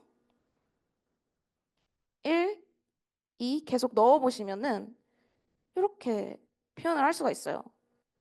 그러면은 여기서도 재기적으로 앞에서 구한 것들을 여기 넣어주고 이것도 뭐 어디냐 여기에다 넣어주고 하는 식으로 이렇게 정리를 할 수가 있게 됩니다. 그러면은 여기에서 이 앞에 있는 계수행렬을 psi 1이라고 정의를 해주고 여기 밑에 있는 것도 psi 2라고 정의를 해주면 됩니다. 그래서 이게 무슨 말이냐 하면은 에실론 0이 저희가 t는 0에서 준 충격이잖아요. 그래서 이게 시간이 지남에 따라 xt에 주는 영향 이런 게 바뀌게 된다라는 의미를 담고 있습니다. 그래서 psi 1이나 이게 psi 2죠. 이런 게 임펄스 리스폰스를 알려주는 개수행렬이 되게 됩니다. 근데 이제 더 정리를 할 수가 있는데 여기에서 저희가 엡실론 제로를 첫 번째 요소만 1로 두고 나머지는 다 0으로 뒀기 때문에 psi 1이 뭐 이런 행렬이 있다고 했을 때 엡실론 0은 1, 0, 0, 0, 0 뭐 이런 식이겠죠? 그럼 이거 행렬 곱하면은 첫 번째 열만 남게 되거든요. 그래서 그거를 지금 이렇게 다 표현을 한 겁니다. 그리고 좀 헷갈리실 수 있는데 여기서 노테이션이 여기에 시점이 들어간 겁니다. 그래서 요거는 1시점에서의 개수행렬인 psi 1의 첫 번째 열이다. 그리고 요것도 2시점의 개수행렬인 psi 2의 첫 번째 열이다. 그걸 나타내고 있는 것이고요.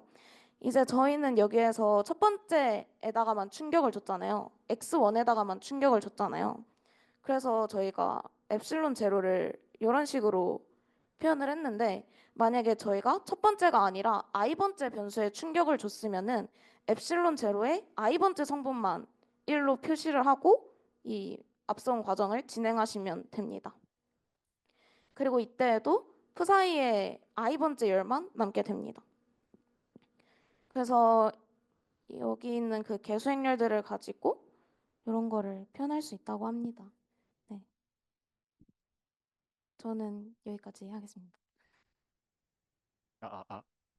이어서 이제 타임 시리즈 애널리시스. 그러니까 저희가 이제 분석을 어떻게 적용을 할지에 대해서 이제 발제를 할 건데 먼저 발제에 앞서서 제가 제가 이제 처음에 좀 되게 한 학기 진행해 본 타임 시리즈 보고 되게 인상이 깊어서 약간 이걸 저희가 되게 이론적으로 많이 배웠으니까 처음에 진짜 하나도 몰랐거든요. 막 머신러닝 이런 것만 하다가 갑자기 막 자기상관이라는 게 있고 AR 모델이라는 게 있고 MA 모델이라는 게 있고 이런 것들이 각각 어떤 의미를 갖고 어떤 컨셉을 갖고 이제 실제로 시계열을 모델링을 하는지 이런 게 되게 신기해서 이걸 약간 예시가 아니라 실제로 실전 분석에서 내가 한번 써보는 걸 이제 다 같이 공유를 했으면 좋겠다.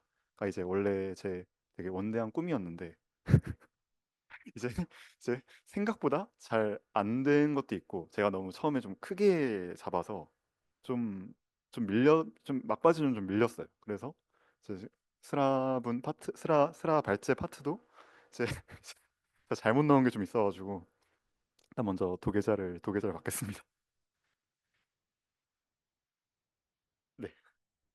그래서 이제 사실 이제 발제 파트도 원래는 저희가 이제 VAR 멀티베리엣 이제 벡터 시계열을 갖고 지금 하는 게 제가 맡은 장의 파트였는데 이것도 제가 이제 학술부장님께 양해를 구하고 그냥 한번 적용하는 걸 한번 보여주고 싶다. 근데 학술부장님도 괜찮다고 해서 이제 진행을 해보려고 했는데 그래도 이제 안 되진 않았어요. 안 되진 않았는데 네, 제가 원한 만큼 안 돼서 좀 아쉽다.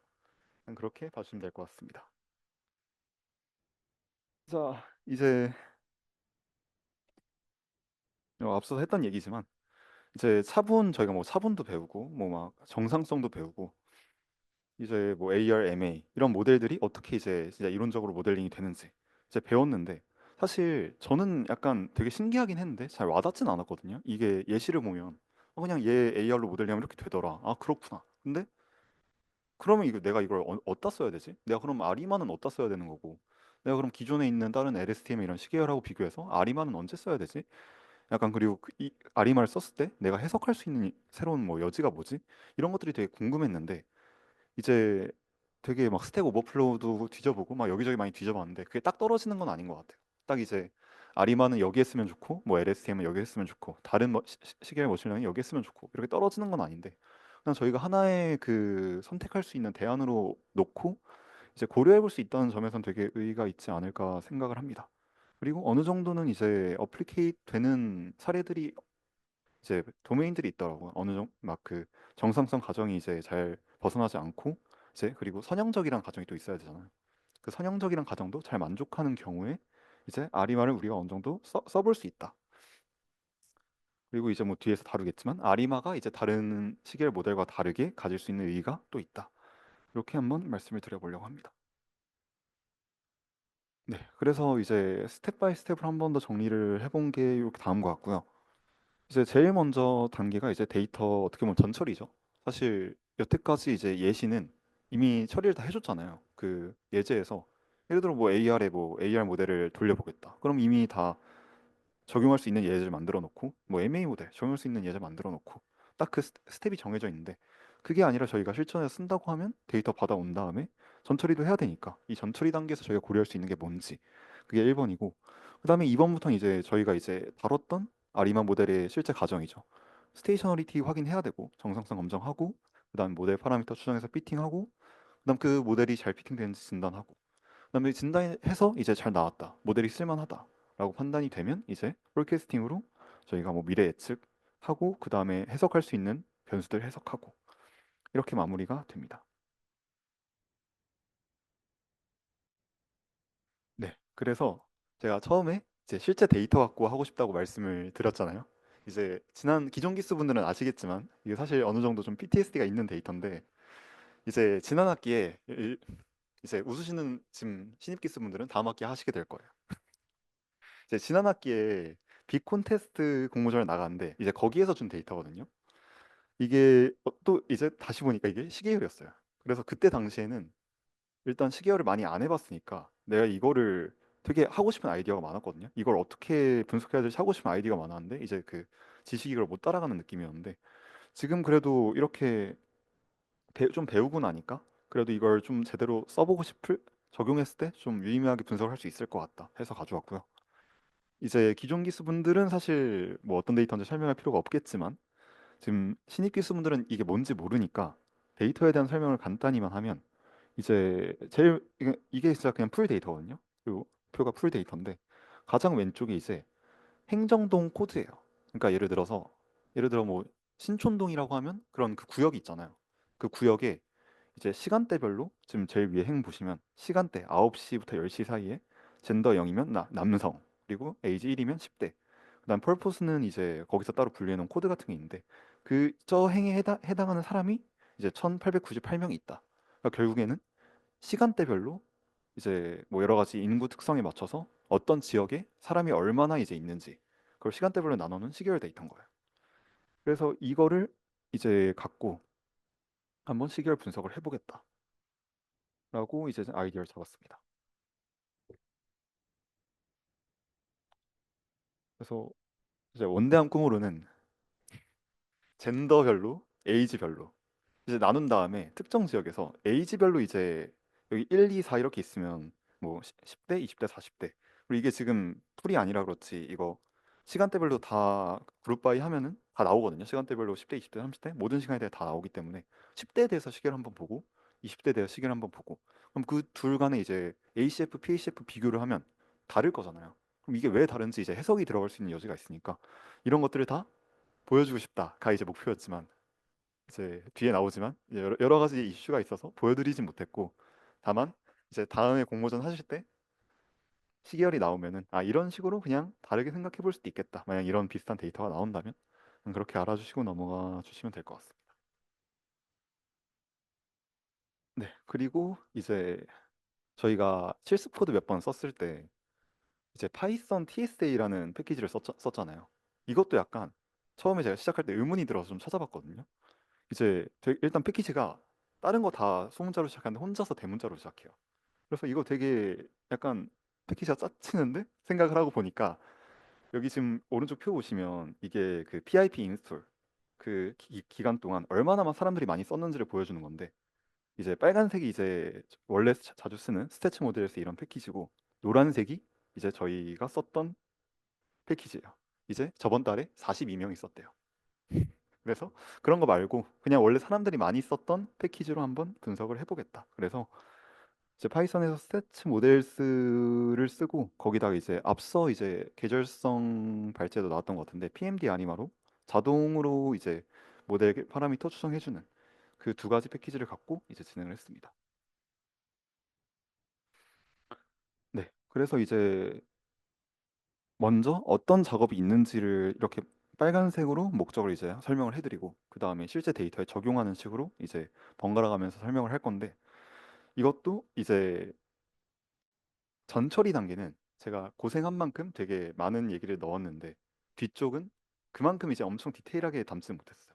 근데 그래도 일단 끝까지 마무리를 해서 이제 전처리부터 설명을 드리자면 이제 저희가 이전에 분석을 하면은 그냥 타임 시리즈 주면은 바로 쓸 수 있는 거잖아요. 근데 지금 같은 경우에도 지금 저희 방금 봤던 이 예시 데이터 보면 이제 인덱스가 따로 없어요. 이제 제가 이 데이터를 시계열로 쓰려면 어떤 그 시간을 하나 만들어 줘야겠죠.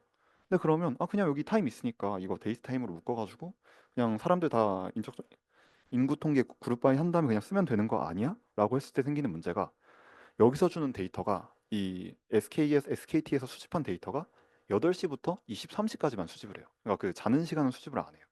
근데 그러면 저희가 이거 데이터 모으면은 이게 9월 1일부터 10월 15일까지 그 23년도 총 45일 데이터인데 그럼 내가 1일 날 23시 다음에 다음 날 8시가 시작되는 거예요.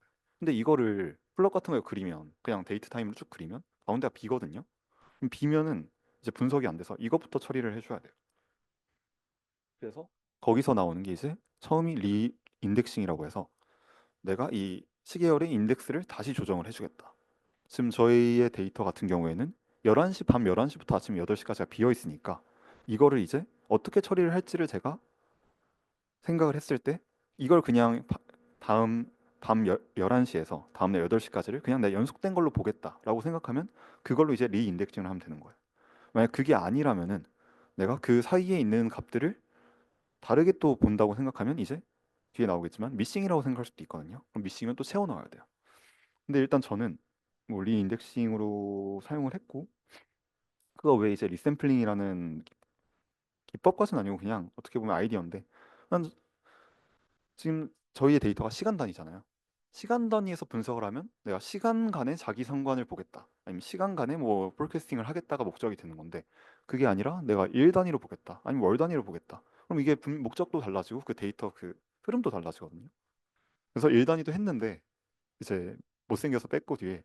근데 일 단위 그래서 그런 것도 비교해 보면서 내가 어떤 식으로 분석을 해서 여기서 하고 싶은 말이 뭔지 이렇게 먼저 탐색하는 단계가 여기 타임 인덱싱이라고 봐주시면 될 것 같습니다. 그 다음에 이제 또 전처리의 두 파트인데 이제 미싱이 이제 그냥 하나만 빌 수도 있고 아까처럼 이제 뭐 쭉쫙 빌 수도 있는데 이때 이 미싱을 내가 어떻게 처리할 거냐 이제 미싱도 어떻게 보면 저번 기수 분들의 약간 PTSD일 수 있지만 PTSD는 아니죠 이제 잘 배웠죠 저희가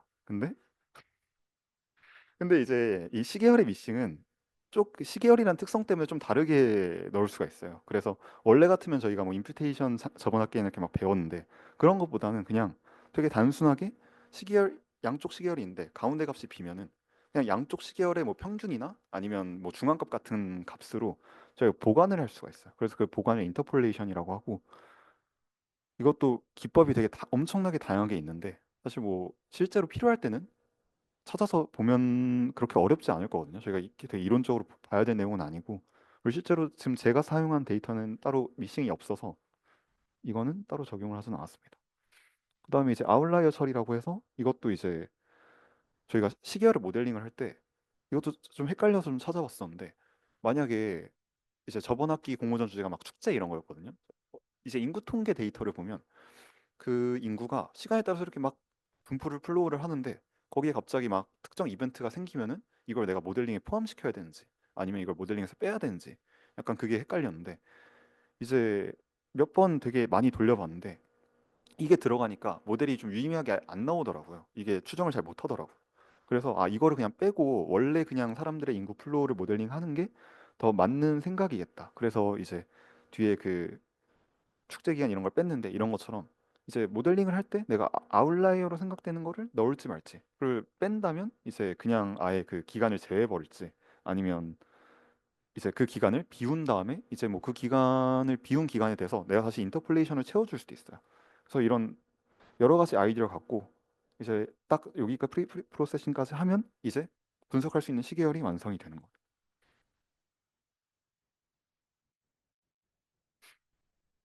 죄송합니다. 하나 더 있는데 이제 전처리에서 이제 앞서 잠깐 다뤘지만 뭐 변환을 할 수도 있고 스케일링을 할 수도 있고 스무딩을 할 수도 있고 이제 이런 것들이 이제 뭐 데이터가 변동성이 너무 커서 내가 이걸 그대로 분석에 사용했을 때 좀 어려울 것 같다. 그랬을 때 스무딩 기법을 적용할 수도 있고 그다음에 아니면 뭐 스무딩에서 이동 평균을 적용하거나 아니면 뭐 단기간 데이터를 더 가중을 해서 지수 평화를 적용하거나 이렇게 노이즈 제거나 스무딩을 할 수도 있고 아니면 이제 뭐 스케일링이 필요한 상황이 있거나 너무 치우쳐져 있어서 뭐 변화를 해야 되거나 근데 이거는 약간 제가 되게 그냥 러프하게 감성적으로 말씀드리는 것처럼 일단 제 데이터에 적용할 게 아니어서 각각을 어떻게 얼마나 이론적으로 이걸 정확히 해야 될지는 그 필요한 상황일 때 다시 찾아봐야 될 것 같긴 해요. 그래서 그냥 이런 게 있다. 그리고 이런 것들을 나중에 필요하면 고려해 볼 수 있다라는 것까지 알아주시고 그럼 이제 여기까지 진짜 전처리 끝입니다. 네, 그래서 이제 실제 데이터에 적용 어떻게 했냐? 여기 파란 박스를 띄워놨거든요. 그래서 일단 리인덱싱을 적용을 해서 지금 저기 예시 보시면 9월 1일 23시에서 9월 2일 8시까지 바로 이어져요. 그러니까 저는 분석을 할 때 23시부터 8시 사이에는 그냥 사람이 그대로 있는 거랑 비슷하게 생각을 하겠다. 그냥 1시간 차이 난 거랑 비슷하게 보겠다. 똑같이 보겠다. 그렇게 생각을 하고 그냥 야간 시간에 그렇게 이동이 없으니까 내가 이렇게 분석을 해도 되겠다. 지금 이렇게밖에 할 수 없으니까. 그렇게 판단을 하고 그다음 리인덱싱을 했고 그다음에 지금 여기 그림 보면 이제 실제로 제가 앞으로 이제 쭉 분석에 사용할 데이터가 그 여의도동이거든요. 그러니까 여의도동 9월 1일부터 10월 15일까지 여의도동에 지금 인구 플로우인데 이걸 넣은 이유가 이제 시간이 좀 없네요. 좀 빨리 할게요. 여기 넣은 이유가 여기 지금 피크 하나 보이는데 이게 그 딱 그 불꽃놀이 하는 시간 그 기간이에요. 그래서 불꽃놀이 기간에 거의 2배가 뛰는데 평시에. 그래서 이 기간을 내가 모델링에 빼고 나중에 이제 해석할 때 추가해 보겠다 하고 여기 10월 한 7일까지로 잘랐습니다. 그래서 잘라서 그 앞에 한 한 달 정도의 기간을 갖고 여의도동의 시계열을 모델링 해보겠다가 이제 실제 아이디어입니다.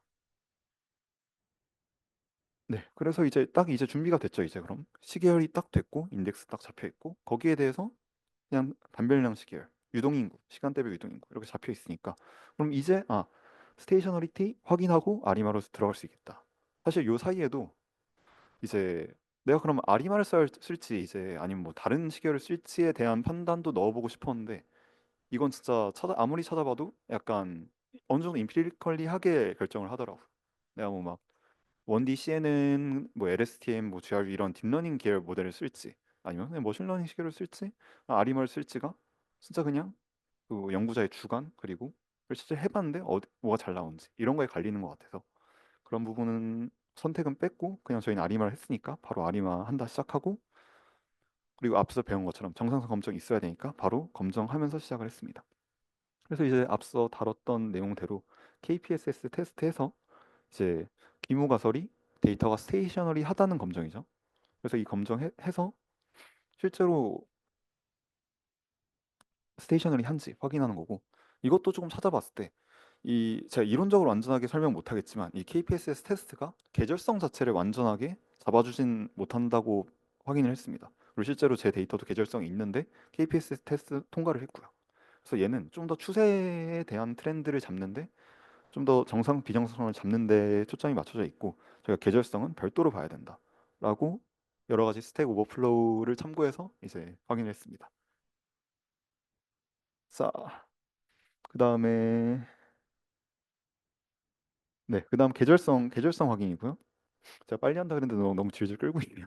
네, 계절성도 이제 어, 확인해야죠. 확인해야 되는데 이제 ACF랑 PACF 확인해서 이제 볼 수 있고 계절성도 테스트가 있다고 봤는데 테스트를 많이 쓰진 않더라고요. 주로 그냥 딱 확인했을 때 계절성이 있거나 아니면 도메인 지식을 확인해 봤을 때 이게 뭐 일주일 단위 혹은 시간 하루 단위라서 그거에 맞는 계절성이 있다 하면 그 계절성을 나중에 처리를 해줘야 된다는 걸 고려해 주시면 됩니다. 네. 그래서 이제 저희 데이터에서는 ACF랑 PACF 보고 KPSS 테스트 해봤더니 일단 KPSS 테스트 이제 통과를 했고요. 정상적이다라고 나왔고 그다음에 ACF 보니까 이렇게 계속 반복적으로 튀는데 이게 여기 제일 많이 올라온 데가 16, 그다음이 32, 그다음 48 이렇게 나오는데 저희의 데이터가 8시부터 23시가 16개거든요. 그러니까 하루 단위로 내가 오늘 9시 인구랑 다음날 9시 인구랑 자기 상관이 높은 거예요. 이거는 16 단위로 이따 계절성 처리를 해줘야겠다라고 볼 수 있는 거죠. 네, 그래서 이제 모델 어떻게 고를 거냐 봤을 때 우선 추세 차분은 없었기 때문에 따로 고려할 필요는 없었는데 계절 차분이 필요하기 때문에 이제 사리마로 모델 선택을 했고 더 빠르게 넘어갈게요. 그래서 모델 선택을 해서 그 다음에 이제 오토 아리마라는 그 그리드 서치로 이제 PQ, 사리마의 이제 PDQ, 그다음 라지 P, 라지 D, 라지 Q를 찾아주는 오토 아리마라는 모델을 패키지를 돌려서 이제 확인을 했습니다. 조금 할 말이 더 있긴 한데 일단 빠르게 넘어가겠습니다. 이제 여기서부터 조금 문제가 되는 게 저는 오토 아리마가 그냥 찾아주는 줄 알았어요. 저한테 자동으로 잘 찾아주는 줄 알았어요. 그래서 보니까 얘가 막 돌아요. 막 010 해보고 001 해보고 지금 여기 보면 아리마하고 앞에가 이제 스몰 PDQ고 뒤에가 스몰 라지 P, 라지 D, 라지 Q 하고 그 다음에 여기가 S가 끝에가 16이거든요.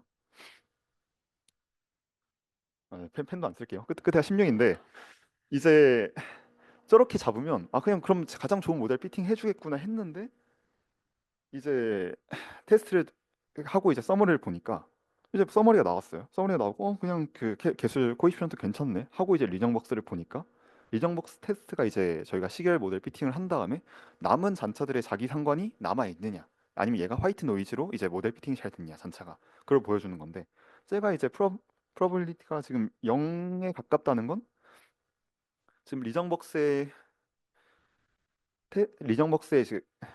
지금 그 잔차에 자기 상관이 남아 있다를 보여주는 거거든요. 그럼 이제 지금 모델링이 잘 안 된 거죠, 결국에. 그럼 이제 나는 오토 아리마를 돌렸는데 돌리면 얘가 해주는 줄 알았는데 이거 찾았는데 다 되는 게 아니네. 그럼 내가 또 이제 직접 하나하나 넣어보면서 찾아봐야 되네 하고 그다음에 이제 원래 같으면 이제 바로 이 진단으로 넘어와야 되는데 이제 리정벅스 모델에 남아있는 자기 상관이 있는가 확인해야 되고 그다음에 이제 QQ 플랫 그다음 레지듀얼 플랫 잔차가 이제 정규성을 따지는지 등분산성 따지고 이제 ACF가 바로 이제 컷오프가 되는지 그 뒤에랑 관련이 없는지 잔차의 ACF가 컷오프가 되는지를 봐야 되는데 이걸 하지 못하고 약간 그럼 이제 내가 어떻게 해야 되지? 하고 이제 데이터 흐름을 봤더니 저희가 16이 주기라는 건 시간 단위 주기라는 건 요 한 번에 올라갔다 내려가는 게 이제 한 주기로 보는 거거든요. 근데 지금 데이터를 보니까 이게 한 번 올라갔다 내려갔다 하다가 이제 가운데 두 번 좀 적게 내려갔다가 다시 또 많게 올라갔다가 이게 반복되는데 이게 보니까 이제 그 평일과 주말의 차이더라고요. 그래서 이게 계절이 그럼 계절성이 두 개 있는 거네. 내가 일 단위 계절성도 있고 요일 단위 계절성도 있네. 근데 그럼 이거 내가 어떻게 처리해 주지? 하고 보니까 이제 다른 시계열 모델 같은 경우에는 이런 멀티 계절성을 시저널리티를 적용해 주는 모델들이 있는데 사리마 같은 경우엔 이제 안 된대요. 한계가 있대요.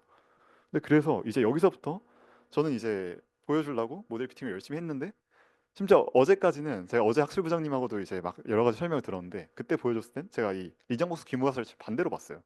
그래가지고 피팅이 잘 된 줄 알았어요.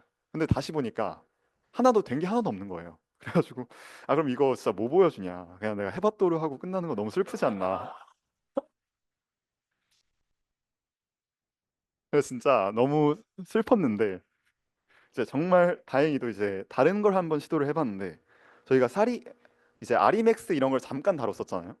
이제 그 아리맥스가 뭐였냐 하면 그냥 이 기본적인 아리마에다가 외생 변수 하나를 붙이는 거예요. 그냥 회귀 분석처럼 변수 하나 붙여가지고 거기에 코이피션트 같이 추정을 하는 건데 이제 그거를 한번 끌고 와서 내가 그러면 주말을 1 그리고 평일을 0으로 두고 얘를 처리해 볼 수 있지 않나?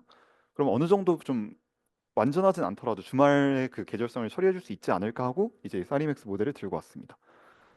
그래서 얘를 갖고 돌려 보니까 이제 정말 다행히도 여기 지금 리정벅스 맨 아래쪽 왼쪽 아래 리정벅스 아래 프로버빌리티 보이죠? 저게 이제 리정벅스의 P밸류인데 제가 0.18로 기문가설이 기각이 돼서 정말 다행히도 잔차가 이제 화이트 노이즈를 따른다 라는 걸 이제 확인을 할 수가 있었어요. 그래서 근데 시간 보시면 이제 오늘 5시거든요.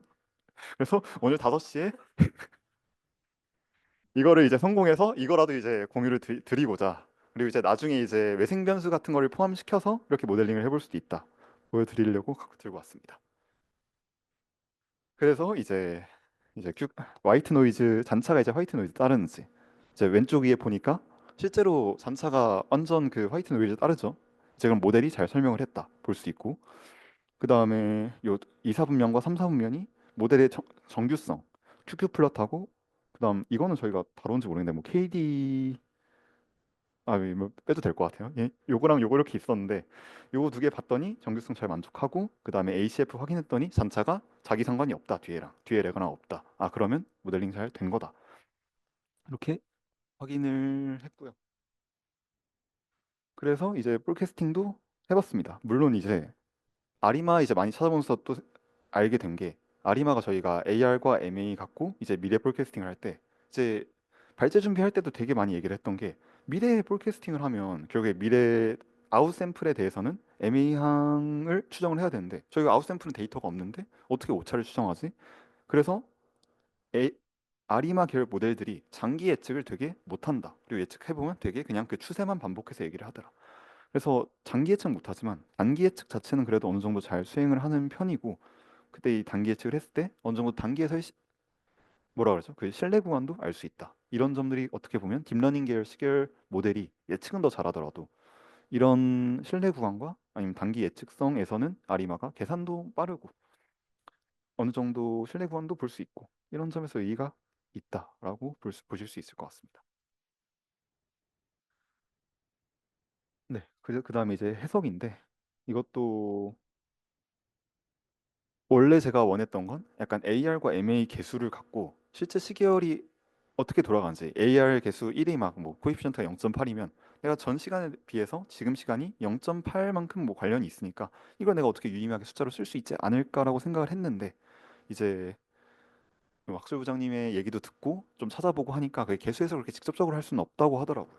그래서 같은 비슷한 시계열에 대해서, 같은 지표에 대한 비슷한 시계열에 대해서 그 개수를 비교하는 것까지는 괜찮은데, 어느 정도 자기 상관이 얼마나 센지 작은지 좀 되게 러프하게 비교하는 건 가능한데, 이걸 직접적으로 이게 어떤 의미다라고 해석하는 건 위험할 수 있다라고 봐주시면 될 것 같고요. 근데 다만 이제 저기 포함된 쌀이 맥스 모델이니까 외생 변수가 하나 들어가잖아요. 여기 서머리 보면 여기도 이제 is 위켄드라고 해서 얘가 주말인지 아닌지 여부를 하나 넣어놨는데, 쟤가 이제 코에피션트가 추정이 됐고, 그럼 이제 쟤는 이제 저희가 해석할 수 있는 거예요. 저희가 일반적인 아리마로 모델링한 그 계절성이 있는 유동인구에서 저 주말이라는 변수가 들어갔을 때 그럼 이 주말이라는 변수가 얼마나 영향을 미치냐, 이런 것들이 좀 실제적으로 저희가 해석할 수 있는 모델의 이제 아리마의 의의다. 이렇게 이해해 주시면 좋을 것 같습니다. 뒤에가 좀 급하게 끝나는데 좀 빨리 끝내야 될 것 같은 느낌도 있고 그러긴 한데, 이제 그냥 어떻게 한 학기, 아직 한 학기는 아니죠. 한 달 배워본 걸 이제 좀 잘 저희가 정리를 해서, 이제 이전에 막 아리마 같은 거 썼을 때는 사실 얘가 뭐 하는 건지 진짜 도저히 감이 안 왔거든요.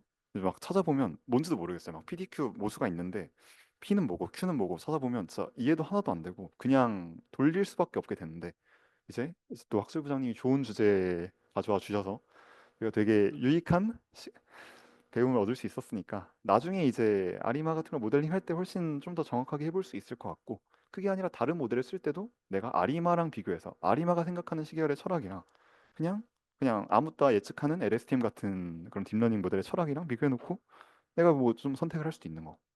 그래서 이런 것들이 좀 남아갔으면 좋겠고, 이제 제가 좀 더 분석하는 걸 잘 만들어서 코드도 좀 올려드리고 공부도 써먹을 수 있게 하려고 그랬는데, 이제 코드는 보면은 진짜, 진짜 혼돈이거든요. 그래서 코드는 못 올려드렸지만 딱 이 정도 리마인드 갖고 여러분들이 나중에 아리마 잘 써봤으면 좋겠다 하고 이제 마무리를 하겠습니다.